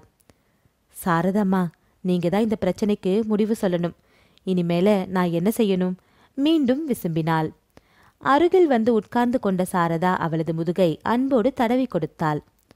முதலில் நீ போய் கை கழுவும் பீங்கானில் முகத்தை கழுவி முடியை சீராக்கி கொண்டு சமையலறை அலமாரியில் சுவாமி படத்தருகே சிம்மிலியிலிருந்து குங்குமத்தை தொட்டு பொட்டு வச்சு கொண்டு உட்கார். நான் அதுக்குள்ள நாம 2 பேரும் சாப்பிட கொஞ்சம் காஃபி தயார் பண்ணி எடுத்துட்டு வரேன் உத்தரவிட்டாள். இப்போ என்ன பண்ணலான்னு உன் மனசு சொல்றது? அதை முதலில் எனக்கு சொல்லு. காஃபி கோப்பையை அருகே கொண்டு வந்து முக்காலி மீது வைத்தாள் சாரதா. இன்னைக்கு காலை பத்திரிகையை புரட்டும்போது ஒரு சங்கதி கண்ணில் பட்டது. வள்ளியம்மாள் என்கிற பெண் தன் கணவனை கத்தியால் குத்தி கொண்டுட்டு கிணற்றில் விழுந்து தற்கொலை செய்து கொண்டாளாம். காரணம், கணவன் இன்னொரு பெண்ணுடன் சிநேகிதமாக பழகி ஒரு குழந்தைக்கு தகப்பனாகிவிட்டிருந்த ரகசியத்தை அவளிடமிருந்து ஒளித்து வைத்ததுதானாம். ஏறக்குறைய என் வீட்டு கதை போலத்தான் இருந்தது. ஆனால் வள்ளியம்மாளைப் போல எனக்கு யோசனை சொல்ல வேண்டுமென்ற ஆவேசமும் ஆத்திரமும் தோணலை. தற்கொலை செய்து கொள்ள வேண்டும் என்கிற எண்ணமும் கிடையாது. இத்தனைக்கும் பின் இவருடன் தொடர்ந்து வாழ வேண்டுமா, அது அவசியமா என்றுதான் தோன்றுகிறது. அதுக்கு என்ன செய்கிறதாக உத்தேசம்? விவாகரத்து வாங்கிக்கலாமான்னு மனதில் ஒரே குழப்பம். அத்தோட பிரச்சனைகளுக்கு ஒரு முடிவு ஏற்பட்டு விடும்னு நினைக்கிறியா? சுகந்தி தன் கணவரிடமிருந்து விவாகரத்து வாங்கி கொண்டு விட்டாள். காரணம் தெரியுமா? கணவனது துரோக நடத்தை என்கிறார்கள். அது வெறும் கட்டுக்கதை. குழந்தை இல்லாத குறைக்கு கணவன்தான் காரணம். மறுவிவாகம் செய்து கொண்டால் தாயாக முடியும் என்று நினைத்து விவாகரத்து வாங்கி கொண்டிருக்கிறாள். இத்தனை வயதுக்கு மேல் குழந்தை பிறக்கும் என்று என்ன நிச்சயம்? ஒரு சமயம் குறை இவளிடம் இருந்து விட்டிருந்தால்? வைத்திய ஆலோசனையில் யாரிடம் குறைன்னு முன்னதாகவே தெரிஞ்சிருக்கும். இவளது நடத்தையில்தான் ஏதோ சந்தேகம் ஏற்பட்டு மோகன்தான் விவாகரத்து கோரி வாங்கி கொண்டிருக்கிறான்னு நான் நினைக்கிறேன். இப்படி உன் அந்தரங்க சங்கதி அம்பலமாக பலவித கோணத்திலே அலசப்படும். அதை நீ விரும்புகிறாயா? மோகனை நீ அத்தனை அளவுக்கு விஷமாக வெறுக்கிறாயா? ஒன்றும் புரியல சாரதாம்மா. நீங்க சொல்லுங்க. மோகனை இந்த அசம்பாவித செயலுக்காக நான் வெறுக்கிறேன். அதே சமயம் அவரை பிரிந்து வாழ முடியுமான்னும் பயப்படுறேன். என்னால வீண் அபவாதங்களை தாங்கிக்க முடியாது. நான் என்ன செய்வேன்? நான் சொல்றபடி கேட்பாயா? சுகந்தி துயரத்துடன் தலையை அசைத்தாள். உன் கணவர் இன்னும் சில நாட்களில் டெல்லிக்கு ஒரு வாரம் வியாபார சம்பந்தமா போக போறார்னு சொன்னியே. அவர் கிளம்புற நாளை சரியா தெரிஞ்சு கொண்டு சொல்லு. அடுத்த நாளே நீ பெங்களூருக்கு புறப்பட ஏற்பாடு பண்றேன். ஐயோ, தனியா நான் இதுவரை எங்கேயும் போனதில்லை. வீம்புக்காக என் கணவருடன் அப்படி வாதாடினேன். உன்னை தனியா யார் போக சொன்னாங்க? நானும் கூட துணையா வரப்போறேன். மோகன் புறப்பட்டு போற நாள் முன்கூட்டியே தெரிஞ்சு அடுத்த நாள் நாம பிருந்தாவனில் போக டிக்கெட் ஏற்பாடு செய்திடுறேன். அங்கே போனதும் நீ ஹோட்டலில் தங்க வேண்டிய அவசியமில்லை. என் தோழி ஒருத்தி மல்லேஸ்வரத்தில் இருக்கா. அவளை தொலைபேசியில் கூப்பிட்டு முதலிலேயே சொல்லிட்டா காருடன் நம்ம வந்து ரயில் நிலையத்திலிருந்து அழைச்சிட்டு போவா. வீடு கடல் போல இருக்கும். பழைய காலத்து கட்டிடும். ஆனால் ரொம்ப சௌகரியமா இருக்கும். நமக்கு தனியறை வசதிகள் செய்து கொடுப்பா. வெளியே போய் வர டிரைவரோட கார் வசதியும் செய்து தருவா. அவள் கணவர் அங்கே மின்விசை பொருள் விற்பனையில் ஈடுபட்டு நல்ல நிலையில் இருக்கிறவர். அதனால நீ வீண் கவலைப்பட வேண்டாம். ஒத்துக்கிறேன். பெங்களூரில் போய் நாம என்ன செய்ய போகிறோன்னு கொஞ்சம் விவரமா சொன்னா. பெங்களூரில் போய் நிலைமையை நேரில் கண்டு விசாரிப்பு செய்ய போகிறோம். உண்மையில் அந்த குடும்பம் மிகவும் கஷ்டப்பட்டு கொண்டிருந்தால் உதவி செய்ய வேண்டியது உன் கடமை. கோபத்துடன் உதட்டை கடித்து கொண்டாள் சுகந்தி. நான் ஷர்மிளாவை சந்திக்கணும்னா சொல்றீங்க? உன் கணவர் தவறு செய்துட்டு தலைமறைவாக இருக்கிறார். நோயாளியாகி பண உதவி வேண்டி காத்து கொண்டிருக்கிறாள் என்று கடிதம் தெரிவிக்கிறது. அது எவ்வளவு தூரம் உண்மை என்று நேரில் விசாரித்து உதவி செய்ய வேண்டியது நமது கடமையாகிறது. சமூக பணி என்று எடுத்துக்கொண்டு யார் யாருக்கோ நாம் உதவி செய்ய முயல்கிறோம். ஷர்மிளா ஒரு வகையில் உனக்கு நெருக்கமானவளாகிவிட்டாள் இல்லையா? இந்த யோசனை எனக்கு பிடிக்கவில்லை. உங்க பேச்சுக்காக கட்டுப்படுறேன். ஷர்மிளாவை பார்த்து என் மனம் பொறாமைப்படும். ஆத்திரத்தில் பொங்கி போகும். வெறுப்புடனே இந்த பிரச்சனையை அணுகப் போகிறேன் என்பது உங்களுக்கு புரியலையா? அதுக்குள்ளே இந்த முடிவுக்கெல்லாம் நீயே வரணும். போய் விசாரிப்பு செய்வோம். என் பேச்சை கேள். அன்பான குரலில் அதட்டினாள் சாரதா. அன்று இரவு விமானத்திலே மோகன் டெல்லிக்கு பயணமாகிவிட்டான். முன்கூட்டியே செய்த ஏற்பாட்டின்படி அவளும் சாரதாவும் மறுநாள் காலை பிருந்தாவனம் எக்ஸ்பிரஸில் புறப்பட்டனர். பெங்களூருக்கு போகப் போவதாக மட்டும்தான் அவள் தன் கணவனுக்கு தெரிவித்திருந்தாள். என்று புறப்பாடு, எங்கே தங்கப் போவதாக உத்தேசம் என்ற விவரங்களை கடிதம் மூலம் தெரிவிப்பதாக சொல்லியிருந்தாள். அவ்வளவுதான். கையில் கணிசமான பணத்துடன் பெட்டியில் வேண்டிய துணி இத்தியாய்களுடன் புறப்பட்டிருந்தாள். சாதாரண நாட்களாக இருந்தால் அப்படி தனியே தோழியுடன் பயணப்படுவதை ஒரு இன்பமான அனுபவமாக எண்ணி ஆனந்தத்தில் பள்ளி சிறுமி போல ஆர்ப்பரித்திருப்பாள். ஆனால் அந்த சந்திப்பின் பயங்கரம் அவளது நெஞ்சை பலமாக அமுக்கியது. தானே வலியச் சென்று தன் வாழ்வில் குறுக்கிட்டவளின் காலில் விழப்போவது போன்றதொரு அவமான உணர்வு அடிக்கடி நெஞ்சை நெருடியது. அவள் செய்யும் காரியம் சரியா என்று அடிக்கடி மனதில் சந்தேகம் அலைப்பாய அவள் சஞ்சலத்துடன் பயணப்பட்டு கொண்டிருந்தாள். சாரதாவின் தோழி அவளை ஒத்த வயதான அலமேலு தங்கள் வீட்டு காருடன் ரயில் நிலையத்தில் வந்து காத்திருந்தாள். கூட ஒரு சிநேகிதியை அழைச்சி வரப்போவதாக நீ டெலிஃபோனில் சொன்னப்ப நான் ரொம்ப சந்தோஷப்பட்டேன். கல்யாணமாகி பெண்கள் 2 பேரும் புக்ககம் போயிருக்காங்க. மகனும் ஒரு மருமகளோ அமெரிக்காவுக்கு ஒரு டூர் போயிருக்காங்க. பேரன் அவன் பாட்டியோட வீட்டுக்கு தஞ்சாவூருக்கு லீவுனால கழிக்க போயிட்டான். வீடு வெறுமையா இருக்கேன்னு நினைச்சே வருத்தப்பட்டு கொண்டிருந்தேன். அப்பாடா, எனக்கு ஒரு மாறுதல். இவள் அல்சூர் ஆஞ்சநேயருக்கு வேண்டிக்கிட்டு இருக்கா. அதனால சாரதா சொல்லும் முன், அதுக்கென்ன, வடமாலை போட்டு ஜமாய்த்திடலாம் என்றாள் தோழி அலமேலு. வீடு மிகவும் சௌகரியமாக வசதிகளுடன் தான் இருந்தது. ஆனாலும் அடுத்த நாள் காலையில் சாரதாவுடன் காரில் வெளியேறி ஷர்மிளாவை சந்திக்க வேண்டியிருக்கும் என்ற எண்ணம் அவளை திகில்படுத்தியது. அவளது வாழ்க்கையில் குறுக்கிட்ட அந்த ஷர்மிளா நோயினால் பாதிக்கப்பட்டு உருக்குலைந்து போயிருப்பாள். அவள் இனி அதிகம் குறுக்கிட முடியாது. ஆனால் அவளது மகள் சம்யுக்தா, அந்த பெண் இந்த சந்திப்பில் எப்படி நடந்து கொள்வாள்? பலவித கவலையில் அன்று இரவு அவளுக்கு உறக்கமே இல்லை. ஒரு அவசர காரியம், காரை தந்து உதவ வேண்டும் என்று தன் தோழி அலமேலுவை கேட்டு உத்தரவு வாங்கிக் கொண்டு சுகந்தியுடன் கிளம்பினாள் சாரதா. வழியில் கொஞ்சம் சாத்துக்குடி பழங்களும் பிஸ்கட் டப்பா ஒன்றும் வாங்கிக் கொண்டு அசோக் நகரிலிருந்து அந்த வீட்டை தேடிக்கொண்டு சென்றனர். புதிதாக உருவாகி இருந்ததொரு குடியிருப்பு பகுதியின் முதல் தெருவில் கடைசியாக அமைந்திருந்த அந்த வீட்டை கட்டியவர் பண கஷ்டத்தை நிவர்த்திக்க அதை 4 சிறு பகுதிகளாக தடுப்பு செய்து 4 குடி வைத்துக் கொண்டிருந்தார். முன்பகுதியில் இருந்த வயதான மனிதர் அவர்களைக் கண்டு மூக்கில் நழுவிய கண்ணாடியை மேலே நகர்த்தி கொண்டு வியப்புடன் கேட்டார். இங்க யார தேடிக்கிட்டு வரீங்க? 4 குடுத்தனம் இருக்கு, அதனால. திருமதி ஷர்மிளாவை பார்த்து போக வந்திருக்கோம். சாரதா துணிவுடன் பேசினாள். ஷர்மிளா அம்மாவா? நேரம் கடந்து வந்திருக்கீங்க. அவங்க உடம்புக்கு அதிகமாகி நான் தான் டாக்டர் நடேசன் மருத்துவமனையில் அனுமதிக்க உதவி செஞ்சேன். அங்கே போன ராத்திரியே அவங்க காலமாயிட்டாங்க. இருதய நோய் தான் காரணம். பாவம் அந்த குழந்தை. திடுக்கிட்டு போனாள் சுகந்தி. அவள் வாயை திறக்கும் முன் சாரதா பரபரப்புடன் பேசினாள். உடம்புக்கு அதிகமாகிவிட்டதுன்னு கேள்விப்பட்டோம். நாங்க அவங்களுடைய பந்துக்கள். உடனடியாக வர முடியவில்லை. அவ்வளவுதான் கொடுத்து வச்சது. குழந்தை சம்யுக்தா எப்படி இருக்கா? எப்படி இருப்பா? தன் தாயை நினைச்சே அழுது கொண்டே இருக்கா. என் மனைவி கூட ஊரில் இல்லை. வயசான என்னால் என்ன செய்ய முடியும்? மற்ற பகுதியில் இருக்கிறவங்க ஏதோ வாய் உபசாரமா சாவுக்கு வந்துட்டு போயிட்டாங்க. நான் தான் அந்த பெண் கொடுத்த பணத்தை வச்சுக்கிட்டு காரியத்தை கூட இருந்து நடத்தி கொடுத்தேன். இனி அந்த பெண் என்ன செய்வாளோ தெரியாது. அம்மா செத்து 10 நாள் கூட ஆகல. அதுக்குள்ள நீ எங்க போவ, யார் வருவார்னு அந்த குழந்தைய அதட்டி கேட்க மனசில்ல. இங்க இருந்தவரை ஷர்மிளா நல்ல பேர் எடுத்துக்கிட்டு போயிட்டா. யார் வம்புக்கும் வரமாட்டா. தானுண்டு தன் வீடு உண்டுன்னு இருப்பா. சின்ன வயசுலேயே கணவனை பிரிஞ்சு விட்டா. வயசான அவளது பாட்டம் கூட இருந்தாரு. அவர் 2 வருஷத்துக்கு முன்னாலேயே காலமாகிவிடவே அம்மாவும் பெண்ணும் மட்டும் தனியாக இருந்துட்டாங்க. ஏதோ கொஞ்சம் பணத்தை கிழவ வச்சுட்டு போயிருந்தாரு. கஷ்ட ஜீவனம். ஆனா ஷர்மிளா ரொம்ப மானஸ்தி. யார்கிட்டையும் காலனா கை நீட்டி கடன் வாங்கினதில்லை. காலம் சென்றவளை பற்றி கிழவர் புகழ்ந்ததை கேட்க என்னவோ ஒரு உருண்டை நெஞ்சை அடைப்பது போல உணர்ந்தாள் சுகந்தி. அவ அம்மாவை நர்சிங் ஹோமில் சேர்த்ததிலிருந்து நான் தான் சம்யுக்தாவுக்கு ஹோட்டலிலிருந்து சாப்பாடு வாங்கி வந்து தரேன். அக்கம் பக்கத்தார் இது சம்பந்தமா அதிக உதவி செய்வாங்கன்னு எதிர்பார்க்க கூடாது பாருங்க. ஒரு நாள் சாப்பாடு போடுவாங்க, ஒரு வாய் காஃபி கொடுப்பாங்க. காரியங்கள் எல்லாம் முடிஞ்ச பிறகு அந்த குழந்தை என்ன செய்ய போறாலோ கவலையா இருக்கு எனக்கு. பெரியவரே, சம்யுக்தா எங்கே இருக்கான்னு காட்டுங்க, நாங்க ஏதாவது உதவ முடியுமான்னு பார்க்கிறோம்.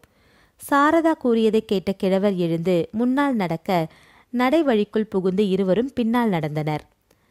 பின்பக்கத்து பகுதியில்தான் அவர்கள் வசித்தனர். லேசான ஊதுபத்தி வாசனையால் கமழ்ந்த அந்த முன்னரை போன்ற அமைப்பில் மேஜை மேல் வைக்கப்பட்டிருந்த படத்தை பார்த்து திடுக்கிட்டு போனாள் சுகந்தி. இறந்தவளின் இளமை காலத்து படம் அது. ஷர்மிளா அதில் மிகவும் அழகாக தெரிந்ததைக் கண்டு அதிர்ந்து போனாள் அவள். இந்த அழகிற்கு மோகன் மயங்கி போனதில் வியப்பில்லை என்று பதறியபடி சாரதாவின் பின்னால் நகர்ந்து உள்ளே வந்தாள். மேஜைக்கருகே சுவற்றை பார்த்தபடி அவிழ்ந்துவிட்ட சுருண்ட முடி முதுகில் பரவி கிடக்க முக்காலியொன்றில் அமர்ந்திருந்த அந்த சிறு பெண் சடக்கென்று திரும்பி பார்த்ததும் சுகந்திக்கு இன்னொரு அதிர்ச்சி. அந்த நீண்ட மூக்கு, சுருண்ட முடியும், பளிச்சிற்ற அகன்ற கண்களும் கோதுமை நிறமும் அப்படியே மோகனை உரித்து வைத்தது போல எந்த சான்றும் இல்லாது அந்த ஜாடையே அவள் மோகனது மகள் என்று பறையறிவிப்பதைக் கண்டு உடல் சிலிர்த்து போனாள். அம்மா சம்யுக்தா, உன்னை பார்க்க ஊரிலிருந்து இவங்க வந்திருக்காங்க என்று கிழவர் அறிமுகம் செய்துவிட்டு அப்பால் போய்விட்டார். உள்ளே இருந்து 2 பிரம்பு நாற்காலிகளை எடுத்து வந்து போட்டாள் அவள். உட்காருங்கள் என்று உபசரித்தாள். அந்த தனிமையிலும் துயரத்திலும் அந்த பெண் மரியாதையாகவும் பதவிசாகவும் நடந்து கொண்டதைக் காண சுகந்தி மனம் நெகிழ்ந்து போனாள். கபடமற்ற அந்த முகத்தில் தெரிந்த முறுவல் மாரி காலத்து வானத்திலே மேகப்படலத்திலிருந்து எட்டி பார்க்கும் நிலாவின் விளிம்பு போல மிக அழகாக மனதை தொடுவதாக இருந்தது. நீங்க அம்மாவுக்கு தெரிஞ்சவங்களா? கடைசி காலத்துல அம்மா நோயினால் ரொம்ப சிரமப்பட்டாங்க. மேலே ஏதோ சொல்ல வந்ததை விழுங்கிக் கொண்டு சம்யுக்தா தலையை குனிந்து கொண்டாள். சாயம் இழந்ததொரு மேக்சியில் வறுமை கோலத்திலே நின்று அழகு தேவதை போல அந்த பெண் நிற்பதைக் கண்டு மனம் இலகி போனாள் சுகந்தி. பணத்திலே புரண்டு கொண்டிருந்த மோகனுக்கு மகளாக பிறந்தும் சமுதாய வேலைக்கு அப்பாற்பட்டவளாகிவிட்டதால், அவமான சின்னமாகிவிட்டதால் இளமை பருவத்தில் ஏழ்மையில் வாட விட்டுவிட்டாரே, இது என்ன நியாயம்? இந்த அநீதியைக் கண்டு அவளது மனம் சீறியது. அடுத்த கணமே அவளது மனதில் அந்த முடிவு உருப்பெற்றுவிட்டது. சம்யுக்தா, உன் கடிதம் எனக்கு தாமதமாக கிடைச்சது. இல்லாவிட்டால் முன்னாடியே வந்திருப்பேன். நான் உன் சின்னம்மா மிஸ்ஸஸ் சுகந்தி மோகன் என்றபடி அருகில் நெருங்கினாள். அவளையும் அறியாது ஒரு ஆவேச உணர்வு அவளை உந்தித் தள்ள சம்யுக்தாவின் கரங்களைப் பற்றி, கவலைப்படாதேயம்மா, நாங்க இருக்கோம் என்றபடி அவளை தன் அருகே இழுத்து கொண்டாள். அம்மா அம்மா என்று அரற்றியபடி சம்யுக்தா அவளை இறுக பற்றி கொண்டு குலுங்கி அழுதபோது சாரதாவின் கண்கள் கலங்கி போயின. சுகந்தியால் கண்ணீரை கட்டுப்படுத்திக் கொள்ள இயலவில்லை. டெல்லியிலிருந்து திரும்பிய மோகன் தன் மனைவியிடம் ஏற்பட்டிருந்த மாறுதலை கவனிக்க தவறவில்லை. சமீப காலமாக அவள் முகத்தை கப்பிக் கொண்டிருந்த கவலை அவனுக்கு புரியாத அந்த துயர சாயல் முற்றிலும் மறைந்து விட்டிருந்தது. முன்பு போல அவள் கலகலப்பாக பேசினாள், சிரித்தாள். நடுவில் அவளுக்கு ஏற்பட்டிருந்த அந்த குழப்பத்தின் விவரம்தான் அவனுக்கு விளங்கவில்லை. அன்று காலை தான் அலுவலகம் கிளம்ப ஆயத்தமாக உடுத்திக்கொண்டு கீழே வந்தபோது அவள்தான் அவனுக்கு கூட இருந்து காஃபி பலகாரம் பரிமாறி உபசரித்தாள். அவனுக்கு பிடித்தமான குழாய் புட்டு செய்ய ஏற்பாடு செய்திருந்தாள். காஃபியையும் அவன் விரும்பும் வண்ணம் பாலை அதிகம் சேர்த்து நுரை பொங்க ஆற்றி இதமான சூட்டில் கொண்டு வந்து வைத்தாள். ஆமா, உன் அல்சூர் பிரார்த்தனை வெற்றிகரமாக நடந்தேறியதா? வேடிக்கையாக அவன் சீண்டினான். அட, மறந்துட்டேனே என்று உள்ளே சென்றவள் ஒரு தட்டில் சில வடைகளுடன் வந்தாள். ஆஞ்சநேயருக்கு வடமாலை சாத்தினேன், உங்களுக்கு என்று பிரசாதத்தை மறக்காமல் எடுத்து வச்சிருந்தேன். தட்டை நீட்டிய போது அவன் மறுக்காது வடை ஒன்றை எடுத்து ஒடித்து வாயில் போட்டு மென்றான். நீ ஆஞ்சநேயர்கிட்ட என்ன பிரார்த்திச்சு கொண்டேன்னு நான் கேட்கலாமா? எங்க குடும்பம் ஒற்றுமையா நாங்க சந்தோஷமா வாழணும்னு பிரார்த்திச்சு கொண்டேன். சிரித்து மழுப்பிவிட்டு அவன் செல்ல வழியிட்டாள். சாரதா அம்மாள் எடுத்துக்கொண்ட காரியத்தை செவ்வனே செய்து முடிப்பதில் மிகவும் கெட்டிக்காரி. சுகந்தி ஓரளவு மன ஆறுதல் பெற்றுவிட்டாள் என்று புரிந்து கொண்டதுமே துரிதமாக செயல்பட்டாள். இனி நீடித்து தன்னந்தனியாக சம்யுக்தா அந்த குடியிருப்பு பகுதியில் வசிக்க இயலாது. அவளை அவர்கள் கூட அழைத்து கொண்டு போக வேண்டியது முக்கியம். திடீரென்று அவளை மோகன் முன் கொண்டு நிறுத்துவதும் சாத்தியப்படாது. அவளை தன்னுடன் கொஞ்ச காலம் தன் பிளாட்டில் வைத்துக்கொண்டு பாதுகாப்பது என்று முடிவு செய்தாள். பெங்களூரில் அவளுக்கு இன்னும் சில நண்பர்கள் இருந்தார்கள். அவர்களில் ஒருத்தர் மூலம் சம்யுக்தா வசித்த வீட்டிலிருந்த சாமான்களில் தேவையில்லாதவைகள் அனைத்தையும் விற்க ஏற்பாடு செய்துவிட்டு தேவையான பெட்டி, புத்தகங்கள், துணிகள் முதலியவற்றை மட்டும் கட்டி எடுத்துக்கொண்டு தாங்கள் வசித்த மல்லேஸ்வரத்து தோழி வீட்டிற்கு அவளை கூட்டிச் சென்று விட்டாள். சுகந்தியின் பிரார்த்தனை முடிந்ததும் அவர்கள் 2 தினம் ஓய்வாக அங்கே தங்கியிருந்துவிட்டு சென்னைக்கு கிளம்பிவிட்டனர். தாயை இழந்த துயரத்திலும் தன் வாழ்க்கையில் ஏற்பட்ட திடீர் திருப்பத்தினாலும் சம்யுக்தா திகைத்து போய்விட்டிருந்தாள். அவளால் அதிகம் பேச முடியவில்லை. கேட்ட கேள்விகளுக்கு மட்டுமே பதிலளித்தாள். அப்படித்தான் கேள்வியை கேட்டு சாரதா அந்த கடிதத்தை அவளிடமிருந்து வாங்கி சுகந்தியிடம் கொடுத்து விட்டிருந்தாள். உன் அம்மா திரு மோகனுக்கு கடிதம் எழுதி சலித்து போய்விட்டாங்கன்னு சொன்னேன். அவங்க தொலைபேசி மூலம் தொடர்பு கொள்ள முயலவில்லையா? தொடர்பு கொள்ள முயன்றாங்க, ஆனா அப்பா ஃபோன் பண்ணக்கூடாதுன்னு சொல்லிட்டாரு. எங்க அம்மா அப்பாவுக்கு கடிதம் எழுதி வச்சிருந்தாங்க. நான் இறந்த பிறகு உன் தந்தையிடம் கொண்டு போய் கொடுன்னு சொன்னாங்க. எங்கே அந்த கடிதம்? கொடு. அந்த பெண் எடுத்து கொடுத்தாள். திரு மோகன் அவர்களுக்கு. ஷர்மிளா எழுதுவது. அழகான இளம் பெண் வேலைக்கு என்று வெளியே கிளம்பினால் ஆபத்துகளையும் சந்திக்க நேரும் என்று அப்பா சொன்னது வீணாகவில்லை. மோகன் என்ற ஆபத்தை நான் அலுவலகத்திலேயே முதல் நாளே சந்தித்து விட்டேன். காதல் என்ற சொல்லுக்கு மயங்கி திருமணம் செய்து கொள்வார் என்று நம்பி ஏமாந்து போனேன். பின்னர்தான் அவர் ஏற்கனவே திருமணமாகிவிட்டவர் என்ற உண்மை தெரிந்தது. கல்யாணமாகாது ஒரு குழந்தைக்கு தாயாகிவிட்ட என் நிலை என் நோயாளி தந்தைக்கு யமனாக முடியவே அவர் விரைவில் இறந்து போனார். இது சமயம் ஹைதராபாத்தில் ஆரம்பிக்கப்பட்ட அலுவலகம் தேவையற்றது என்ற எண்ணத்தில் மூடப்பட்டு அதில் வேலை பார்த்த மற்ற அலுவலர்கள் வேறு பகுதிக்கு சென்னைக்கும் திருச்சிக்கும் மாற்றப்பட்டனர். கணிசமானதொரு தொகையுடன் நான் வேலை நின்று விலகப்பட்டேன். எனக்கு வேறு அலுவலகத்தில் வேலை போட்டு தர வேண்டும் என்று நான் வாதாடி இருக்க முடியும். நேசமாக நெருங்கி பழகிவிட்டு தாம் பெற்ற குழந்தையே பார்க்கக்கூட மறுத்த மோகனிடம் கெஞ்சி அவரது அலுவலகம் ஒன்றிலே தொடர்ந்து வேலை பார்ப்பதை விட இறப்பதே மேல் என்றவரை ஆத்திரமடைந்து நான் என் 3 வயது பெண்ணுடன் பெங்களூரில் வசித்த என் தோழியை அண்டி அவள் மூலம் ஒரு வேலையும் பெற்றுக்கொண்டேன். ஆனால் துன்பம் வரும்பொழுது அது ஒரு தொடர்கதை என்பதை பிறகுதான் புரிந்து கொண்டேன். சிறு வயதிலேயே ஏற்பட்டிருந்த விஷக்காய்ச்சலில் என் இருதயம் பழுதாகிவிட்டிருந்தது. கடுமையான உழைப்பை தாங்க முடியாது அது நாளடைவில் நலிந்து என்னையும் நோயாளியாக படுக்க வைத்துவிட்டது. அப்பொழுதுதான் நான் வெட்கத்தை விட்டு என் சிரமத்தை தெரிவித்து சம்யுக்தாவுக்கு கல்வி உதவி செய்ய வேண்டுமென்று கெஞ்சி கடிதங்கள் எழுதினேன். தொலைபேசி மூலம் தொடர்பு கொள்ள முயன்றேன். அவரிடமிருந்து கொஞ்சம் பணம் ஒருவர் மூலம் சிறிதளவு வந்து சேர்ந்தது. ஆனால் என் கடிதத்திற்கு நேரடியான பதில் எதுவும் கிடைக்கவில்லை. என் உடல்நிலை மோசமாகி வருவதை அறிந்த நான் என் நினைவு தவறும் முன் இந்த கடிதத்தை உங்களுக்கு எழுதுகிறேன். என் மகளுக்கு நீங்கள் தனிப்பட்ட முறையில் அதிக உதவி எதுவும் செய்ய வேண்டாம். சம்யுக்தாவுக்கு கல்லூரி படிப்பும் தொழிற்கல்வியும் அளித்து ஹாஸ்டலில் தங்கி வாழ வசதியும் செய்து கொடுத்தால் போதும். அவளுக்கு நான் புத்திகள் பல சொல்லியிருக்கிறேன். வாழ்க்கையில் அவள் எச்சரிக்கையாக இருக்க வேண்டும் என்பதை பற்றி விளக்கமாக சொல்லியிருக்கிறேன்.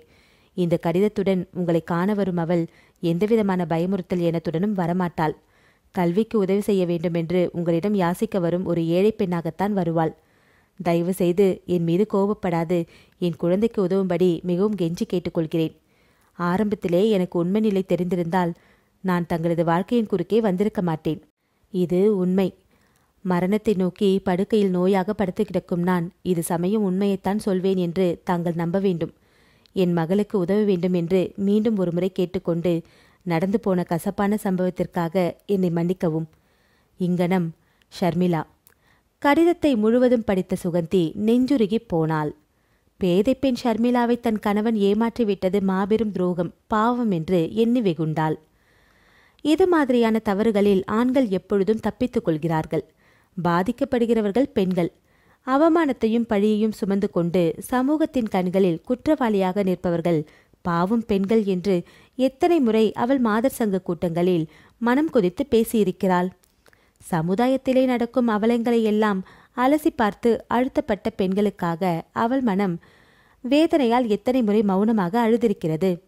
யார் யாரோ செய்த தவறுகளுக்கு உரிமை குரல் கொடுத்து நியாயம் கேட்டவள் இப்போது தன் கணவன் செய்த பிசகினை மண்ணில் போட்டு மறைத்துவிட்டு மௌனமாக இருக்க முடியுமா? மனசாட்சிதான் அதற்கு இடம் கொடுக்குமா? என்ன கடிதத்தை படிச்சுட்டு மௌனமாயிருக்க? சாரதா அவள் தோலை தொட்டபோது சிந்தனையிலிருந்து விழித்து கொண்டாள். கடிதத்தை நீங்களும் படிக்கலாம். என் வரை இனி ரகசியம் என்று எதுவும் இருக்கப் போவதில்லை. கடிதத்தை சாரதாவிடம் கொடுத்தாள். அதை படித்து முடித்ததும் லேசாக பெருமுச்செறிந்தாள் சாரதா. இப்போது அடுத்ததாக நீ என்ன செய்ய போற சுகந்தி? மெல்லிய குரலில் கேட்டாள். அடுத்ததாக நான் என்ன செய்வேன்னு உங்களுக்கு தெரியும். நாம 3 பேரும் சென்னைக்கு திரும்ப போறோம். கொஞ்ச நாள் எனக்காக சம்யுக்தாவை உங்க ஃப்ளாட்டில் வச்சு பாதுகாத்துட்டு இருக்கணும். நீ கேட்டாலும் கேட்காவிட்டாலும் அப்படி செய்வதாகத்தான் என் யோசனை. தக்க தருணத்தில் நான் சம்யுக்தாவை எங்கள் வீட்டுக்கு அழைச்சிக் கொள்வேன். என் கணவர் இந்த குழந்தைக்கு நீதி வழங்காது தப்பித்துக் கொள்வதை நான் அனுமதிக்க மாட்டேன். அப்படி செய்தால் நான் இதுவரை செய்து வரும் சமூக தொண்டுகளுக்கு அர்த்தமில்லை. பெயருக்கும் புகழுக்கும் நான் போலியாக மேற்கொள்ளும் ஒரு நாடகம் என்றுதான் அர்த்தம். என்ன சொல்றீங்க? சுகந்தி, உன்னோட சிநேகிதமா இருப்பதை பத்தி நான் ரொம்ப பெருமைப்படுறேன். தாயில்லாத இந்த குழந்தைக்கு ஒரு வாழ்க்கை வகுத்து கொடுக்க நீ தாராள மனதோடு முன்வருகிறது ரொம்ப பாராட்டுற என்று சாரதா மிகவும் அன்புடன் அவளது கரத்தை பற்றி அமுக்கினாள். அந்த தீர்மானத்துடன் தான் அவர்கள் பெங்களூரிலிருந்து புறப்பட்டிருந்தனர்.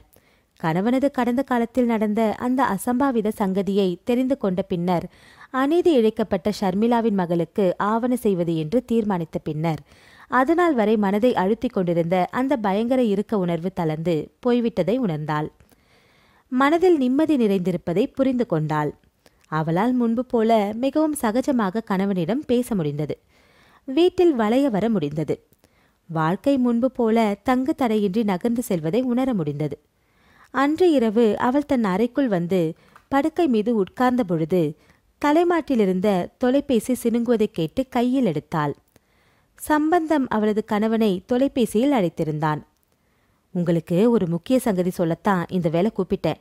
நான் 2 வாரமா இங்க இல்ல, கல்கத்தா போயிருந்தேன். நேத்து தான் விஷயம் தெரியும். பெங்களூரிலிருந்து தகவல் கிடைச்சிது. ஷர்மிளா 2 வாரத்துக்கு முன்னாடி காலமாகி விட்டாங்களாம்.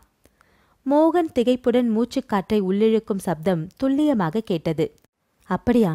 அந்த குழந்தை சம்யுக்தா? யாரோ சொந்தக்காரங்க வந்து அழைச்சிட்டு போயிட்டாங்களாம். அதை பத்தி கொஞ்சம் விசாரியும். அந்த குழந்தையின் படிப்புக்கு ஏதாச்சும் உதவி செய்திடலாம்னு தோணுது. இல்லாட்டா மனம் சமாதானமடையாது. மோகன் உண்மை உணர்வுடன் தயங்கி பேசியதை கேட்டாள். ஷர்மிளா உயிருடன் இருந்தவரை கடினமாக இருந்த மோகன் அவள் இறந்துவிட்டாள் என்ற செய்தியை கேட்டதும் அதிர்ந்து போய் விட்டிருக்கிறான். குற்றமுள்ள மனம் நன்றாக குறுகுறுக்கிறது. தானே மனமு வந்து சம்யுக்தாவுக்கு உதவ முன் வந்திருக்கிறான். இதுதான் நல்ல தருணம். தனக்குள் பலவும் எண்ணியபடி அவள் போனை மெல்ல ஸ்டாண்டின் மீது வைத்தாள். மறுநாள் காலை அவள் தன் கணவனிடம் சொன்னாள். நமது திருமண நாள் அடுத்த வாரம் புதன்கிழமை வர இருக்கிறது. அதுக்கென்ன, புதுசா கல்யாணமான தம்பதிகள் ஓஹோன்னு கொண்டாடி மகிழணுமா? எப்பொழுதும் போல நீ கோவிலுக்கு போய் அர்ச்சனை செய்துட்டு வா. பகல் வேலை சாப்பாட்டுக்கு நான் வந்துடுறேன். சஞ்சீவிக்கு சொல்லிவிட்டால் பாயாசம் வடையோடு சமையலை ஜமாய்த்து விடுவார். எப்பொழுதும் போல இரவு நாம ஒரு சினிமாவுக்கு போயிட்டு வரலாம். பழைய படங்கள் சிலவற்றை இப்போ திருப்பி காட்டுறாங்களே, அப்படிப்பட்ட பழைய படம் ஏதாச்சும் இருக்கான்னு பார்த்து புக் பண்றேன். அட மறந்துட்டேனே, உனக்கு ஒரு புது புடவை எடுத்து தரணும். அதுக்கு நான் பணம் தந்துடுறேன். நீயே போய் இப்பவே வேண்டிய தினசில புடவை வாங்கிக்கோ. தன் பிரீஃப் கேஸில் இருந்த செக் புத்தகத்தை எடுத்து பரபரப்புடன் எழுதி கிழித்து காசோலையை அவள் கையில் கொடுத்தான். எனக்கு இந்த வருஷம் நமது திருமண நாளை நல்லாவே கொண்டாடலாம்னு ஆசையா இருக்கு. உங்களுக்கு மறுப்பு இல்லையே? எப்படி கொண்டாடலாம்னு நினைக்கிற? அவளை வியப்புடன் பார்த்தபடி கேட்டான். வீட்டில் 4 பேரை கூட்டி வச்சு கொஞ்சம் மாறுதலா கொண்டாட ஆசையா இருக்கு. உன் மாதர் சங்கத்து தோழிகளை வர சொல்லி சாப்பாடு போட ஆசைப்படுற, அவ்வளவுதானே? என் தோழிகள், உங்களது சிநேகிதர்கள், அலுவலகத்திலிருந்து சிலர் என்று பொறுக்கி எடுத்து ஒரு 50 பேரை கூப்பிட்டு ஒரு விருந்து, ஒரு சின்ன கச்சேரி. இது நமது வெள்ளி விழா கூட இல்லையே, ஏன் இந்த ஆசை? மோகன் உரத்து சிரித்தான். ஒவ்வொரு ஆண்டு திருமண நாளும் நமக்கு வெள்ளி விழா போல, ஏன் தங்க விழா என்று கூட நினைச்சு கொண்டாடலாமே. ஒவ்வொரு நாளும் மனம் ஒருமித்து நல்ல கணவன் மனைவியாக நாம் வாழ்ந்து கொண்டிருப்பதை மற்றவங்களும் தெரிஞ்சு கொள்ளணும். அவர்களுக்குள்ளே ஏதாவது மனத்தாங்கள் ஏற்பட்டிருந்தால் கூட, பார் மோகன் சுகந்தி தம்பதிகளை, குழந்தை இல்லை என்கிற குறையில்லாமல் எத்தனை நிறைவோடு வாழறாங்கன்னு அதிசயப்படட்டும். நம்மை பற்றி தவறாக எண்ணுகிறவர்கள் விழிப்படையட்டும் என்பதுதான் என் நோக்கம். நம்மை பற்றி தவறாக யார் நினைக்கிறாங்க? நாம என்ன தவறு செய்துட்டோம்? பணம் காசு பதவின்னு வாழ்கிறவங்களை பற்றி 4 பேர் 4 விதமா சொல்லுவாங்க. அது மாதிரியானவங்க நாம இல்லை. ஒருவரை ஒருவர் நன்றாக புரிந்து கொண்டு அன்புடன் வாழ்றவங்கன்னு 4 பேர் என்னையும் உங்களையும் புரிஞ்சுக்கணும்னு ஆசைப்படுறேன். தெரிகிறது, யாராவது உங்கள் மாத சங்கத்துல எதையாவது சொல்லியிருப்பாங்க. அது உன் மனதை உறுத்துகிறது. இப்போ எனக்கு எல்லாம் தெரிஞ்சு போச்சு. கொஞ்ச நாளா நீ என்னவோ மாதிரி சோர்ந்தே முகத்தோடு இருந்த. அதுக்கு காரணம் விளங்குகிறது. இந்த விருந்து உனக்கு மகிழ்ச்சியையும் மன ஆறுதலையும் தரும்னா பேஷா நமது திருமண நாளை தடப்புடலா கொண்டாடிக் கொள்வோம். உங்கள் பக்கம் யார் யாரை வரவழைப்பது என்பது உங்க பொறுப்பு. ஓ, கட்டாயம் ஒத்துழைக்கிறேன். செலவுக்கு வேண்டிய பணமும் தந்துடுறேன், கவலைப்படாதே. அவளது கன்னத்தை செல்லமாக கிள்ளிவிட்டு வெளியே கிளம்பினான். சுகந்தி மிகவும் உற்சாகத்துடன் அந்த கொண்டாட்டத்திற்கு ஆவண கவனிக்கத் தொடங்கினாள். சம்யுக்தா தங்களுடன் வந்து வசிக்க மாடியிலிருந்த ஒரு அறையை சுத்தமாக்கி கட்டிலை போட்டு சுத்தமான படுக்கையை விரித்து விரிப்பை போட்டு அழகு செய்தாள். ஜன்னல் திரைகளை மாற்றி புதுப்பிக்க செய்தாள். கட்டில் அருகே மேஜையொன்றை போட செய்து சம்யுக்தா உட்கார்ந்து படிக்க ஒரு விளக்கை பொருத்த செய்தாள். அடுத்தபடியாக சம்யுக்தாவை அழைத்து கொண்டு சாரதா கடைகளுக்கு போய் தேவையான துணிகளை வாங்கி வர செய்தாள். புதிய ஆடைகளையும் ரவிக்கைகளையும் அளவு பார்த்து தைக்க செய்தாள். அவள் மனதிலே ஒரே பரபரப்பு, எல்லையில்லாத ஆனந்தம். திருமண நாள் அன்று மாலை கொஞ்சம் சீக்கிரமாகவே மோகன் வீட்டிற்கு வந்து சேர்ந்து விட்டிருந்தான். தோட்டத்தின் முன்னால் பச்சை பாயை போல பறந்து கிடந்த புல்தரையின் மீது அமைக்கப்பட்டிருந்த ஷாமியானாவுக்குள் நாற்காலிகளையும் மேஜையும் போட்டு தோரணம், வர்ண விளக்கு முதலியவற்றால் ஆட்கள் அலங்கரித்துக் கொண்டிருந்தனர். சமையலறையிலிருந்து ஏலக்காய், குங்குமப்பூவின் வாசம் வரவேற்பறையை தாண்டி வாசலை எட்டிக் கொண்டிருந்தது. எங்கு பார்த்தாலும் ஜகஸ் ஜோதியாக எரிந்த விளக்கொளியில் வீடு அமர்க்கலமாக காட்சி தந்தது. அவசரமாக குளியலை முடித்துக்கொண்டு பட்டு வேஷ்டியும் சட்டையும் அணிந்து கொண்டு பூஜை அறையில் இருந்த திருநீற்றை நெற்றியில் பூசிக்கொண்டு வீட்டுத் தலைவனாக லட்சணமாக வாசலில் நின்று வந்தவர்களை புன்சிரிப்புடன் வரவேற்கத் தொடங்கினான் மோகன். கல்யாண பெண் போல அழகானதொரு புது காஞ்சிபுர பட்டு சேலையில் தலைக்கொள்ளா பூவும் மேனியை நிறைத்த நகையுமாக முகம் முழுவதும் மகிழ்ச்சி பொங்க தன் சிநேகிதிகளை அன்போடு வரவேற்றுக் கொண்டிருந்தாள் சுகந்தி. எல்லோரும் சாப்பிட உட்கார்ந்தார்கள். அது சமயம் வாசலில் வந்து நின்ற காரிலிருந்து சாரதா தன்னுடன் ஒரு இளம் பெண்ணை அழைத்து வருவதை பார்த்து திகைத்து போனான் மோகன். யார் இந்த குழந்தை? சாயலில் ஷர்மிளா போல. மூளையில் என்னென்னவோ எண்ணங்கள் பொறித்தட்ட மனைவியை பார்த்தான். அவள் ஆனந்த பரவசத்தில் ஆழ்ந்துவிட்டு இருந்தாள். கைகளை தட்டி கசமுசவென்று பேசிக் கொண்டிருந்தோரை சற்று நிதானிக்க செய்து சுகந்தி புன்முறுவலுடன் எல்லோரையும் கும்பிட்டாள். எங்களது மணநாள் விருந்துக்கு வந்து எல்லோரும் கௌரவித்ததற்கு நாங்கள் மிக்க நன்றி பாராட்டுகின்றோம். இது எங்கள் வாழ்விலே மிகவும் முக்கியமான திருமண நாளாக இருக்கப் போகிறது. இன்றைய தினம் ஒரு மகிழ்ச்சிகரமான செய்தியை உங்களுக்கு நான் சொல்லப் போகிறேன் என்று கூறிவிட்டு சாரதா அம்மாள் அருகில் சுடிதார் குர்தாவில் அழகு பொம்மையாக உட்கார்ந்திருந்த சம்யுக்தாவின் கரத்தை பிடித்து கொண்டு வந்து எல்லோர் முன்னாலும் தன் கணவன் அருகே நின்றாள். கள்ளம் கபடமற்ற சிறுமியின் முகத்தை வியப்போடு பார்த்த விருந்தினருக்கு பலவித கற்பனைகள். எங்கள் மகள் சம்யுக்தாவை உங்கள் அனைவருக்கும் இன்று பெருமையோடும் மகிழ்ச்சியோடும் அறிமுகம் செய்து வைக்கிறோம். இதுவரை இவள் என் கணவரின் மூத்த மனைவியான தனது தாயோடு தங்கியிருந்தாள் என்பது உங்களுக்கு தெரிய நியாயமில்லை. மோகன் திடுக்கிட்டு போய் சுகந்தியை பார்த்தான். இத்தனை பேர் முன்னிலையில் அவன் என்னதான் பேச முடியும்? ஆனாலும் தன் பக்கத்திலே நின்று கொண்டிருந்த அந்த பெண் குழந்தையை அவன் வெறுத்து ஒதுக்க இயலவில்லை. அதற்கு பதில் அவனையும் அறியாது இனம் காணா ஒரு உணர்வு நெஞ்சை அடைப்பதை உணர்ந்தான். மந்திர மாயத்தில் கட்டுண்டு இருப்பவர் போல மௌனமாக சில நிமிஷங்கள் உட்கார்ந்திருந்த விருந்தாளிகளிடையே ஒரு நிமிஷங்களில் சலசலப்பு ஏற்பட்டது. அட சுகந்தி, இத்தனை நாள் இதை நீ எங்களுக்கு சொல்லவில்லையே. அழகான குழந்தை, வெரி ஸ்வீட். இதுவரை நீ குழந்தை ஏதும் தத்து எடுக்காத ரகசியம் இப்போ புரிஞ்சிட்டது. கையில் வெண்ணெயை வச்சுக்கிட்டு நெய்க்கு யாராவது அலைவார்களா? பலர் இடத்தை விட்டு எழுந்து வந்து பலாப்பழத்தை மொய்க்கும் ஈயாக சம்யுக்தாவை சுற்றிவிட்டனர். சாரதா இப்போது கைத்தட்டி எல்லோரது பேச்சையும் அடக்கினாள். இன்று மோகன் சுகந்தி திருமண நாள்.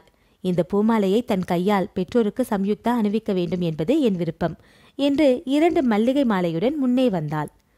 முதலில் சுகந்திக்கு மாலையை அணிவித்து கூட்டத்தினர் கைத்தட்டலை பெற்று முகம் சிவந்து போன சம்யுக்தா மாலையுடன் மோகன் அருகே வந்தாள். அவளது விழிகளில் சந்தேகமும் கொஞ்சம் பயமும் தெரிந்தன. மாலையை பிடித்திருந்த கைவிரல்கள் நடுங்கின.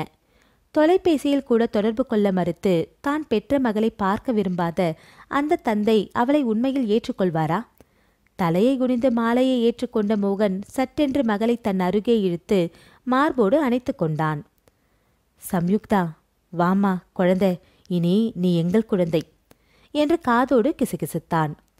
ஒரு சிறு குருவியைப் போல அவரது நெஞ்சிற்குள் தன் முகத்தை பதித்து கொண்டு தன்னையும் மீறி விசும்பி அழுதுவிட்டாள் சம்யுக்தா. சட்டென்று திரும்பி அவளை தன்னோடு அணைத்து கொண்டு சமாதானப்படுத்தினாள் சுகந்தி. விருந்தாளிகளுக்கு இப்போது பலவித கற்பனைகள். ஆனால் வெளியே சொல்லிக்கொள்ள முடியாது. எல்லோரும் சாப்பிட உட்கார்ந்தனர். அதற்கு பின் வெகுநேரம் அந்த வீடு கலகலப்பிலேயே மூழ்கி கிடந்தது. ஒரு வழியாக இரவு 10 மணிக்கு மேல் விருந்தாளிகள் விடை பெற்று சென்ற பின் அமைதியை அடைந்தது.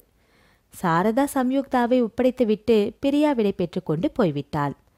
தனது மகளுக்காக தயாரித்த அறையில் அவளை தங்க சொல்லி கொண்டு விட்டுவிட்டு வெளியே வந்தபோது வராந்தாவில் மோகன் காத்து கொண்டு நின்றான். அவன் எதுவும் கூறும் முன் அவள் முந்திக் கொண்டாள். எனக்கு எல்லாம் தெரியும். உங்களுக்கு வந்த ஒரு கடிதத்தை நான் துணிவுடன் எடுத்து படித்து தொலைபேசியில் சம்பந்தத்துடன் நீங்கள் பேசியதை ஒட்டு கேட்டு சில தகாத காரியங்களை செய்தேன். ஆனால் அவை ஒரு பெரிய நல்ல விஷயத்தை சாதித்து விட்டது. தத்து எடுத்துக்க சொல்லி உபத்திரவப்படுத்தின உறவினர்கள் இப்போது வாயை மூடிக்கொண்டு விடுவாங்க. உங்களது உறவினரான லோகநாதன் இந்த செய்தியை என்னிடம் சொல்லி மனதை குழப்பிவிட்டார். இதையே ஆதாரமாக வைத்துக்கொண்டு என்னிடம் அடிக்கடி வந்து சலுகைகள் ஏற்றுக்கலாம் என்று அவர் ஆசை இத்தோடு முடிஞ்சுவிடும். எனக்கு எல்லாம் தெரியும். ஷர்மிளா விட்டு போன குழந்தையை நான் தத்து எடுத்து கொண்டு விட்டேன் என்றால் அவர் மேலே என்ன பேச முடியும்? சம்பந்தம் ஒருவருக்கு மட்டுமே தெரியும்னு நீங்க நினைப்பது தவறு. ஒருவருக்கு மேலே தெரிஞ்ச எந்த விஷயமும் ரகசியமாகாது. சம்பந்தம் 4 பேருக்கு சொல்லி அவர்கள் அதை திரித்து உங்களை பற்றி அவதூறு பேசுவதற்கு நான் செய்த காரியம் ஒரு முற்றுப்புள்ளியாகிவிடும் இல்லையா? படபடவென்று பேசினாள். உனக்கு இத்தனை தாராளமான மனம் எங்கிருந்துதான் வந்ததோ? சம்யுக்தாவை நம் குழந்தையாக நீ பாவிக்கிறது ஒன்றே என்னை மன்னிச்சதுக்கு அடையாளம் சுகந்தி. உன் முன் நான் ரொம்ப தலைகுனிஞ்சு நிற்கிறேன். தழதழத்தான் மோகன். கடந்து போனதை மறந்துடுவோம். சம்யுக்தா உங்கள் குழந்தை. அந்த வழியில் அவள் என் குழந்தை. இது மாதிரி சந்தர்ப்பங்களில் ஒரு பெண் என்னைப் போல நடந்து கொண்டால் என்ன அர்த்தம்? புரியலையே. கண்ணால் பார்த்ததை மண்ணால் மூடிவிட்டு தன் கணவனை அவள் நேசிக்கிறாள் என்றே அர்த்தம். சுகந்தி, உன் தாய் அன்பிற்கு நான் அருகதையானவனாய் என்று நினைக்கிறப்போ இனி நினைக்கிறதுக்கு ஒண்ணுமில்லை. சம்யுக்தாவை நம் குழந்தையாக நாம் வளர்த்து ஆளாக்க பல வேலைகள் காத்திருக்கு. அதற்கு நீங்க ஒத்துழைக்கணும். கட்டாயம் என்று கூறியபடி அவளது கைகளை பற்றி கன்னத்தில் வைத்து கொண்டான். என்ன இது, சின்ன குழந்தை போல? கன்னத்திலே உருண்ட கண்ணீரை துடைத்துவிட்டு அவள் முறுவலித்தாள். வருங்காலத்தை நினைச்சு பார்க்கறத விட்டு இனி நாம் கடந்து போனதை நினைச்சு கவலைப்படலாமா? வருங்காலத்துல நம் சம்யுக்தா பெரிய பெண்ணாகி கல்லூரி படிப்பு முடித்துக்கொண்டு அவள் ஆசைப்படும் தொழிற்கல்வியை முடித்து கொண்டதும் அவளுக்கு கல்யாணம் செய்து வைக்கப் போகிறோம். எந்த மண்டபத்தில் கல்யாணம், வரவேற்புக்கு யார் சங்கீதம் என்று எத்தனையோ வேலைகள் இருக்கப் போகின்றன.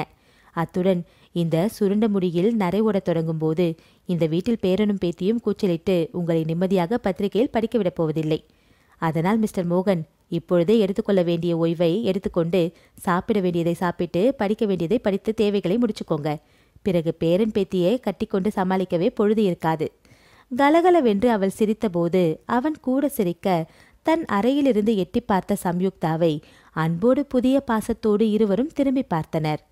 அவர்களது வாழ்வில் இப்போது நிறைவு ஏற்பட்டுவிட்டது என்பதற்கு என்ன சந்தேகம்? நாவல் முடிவுற்றது. நன்றி.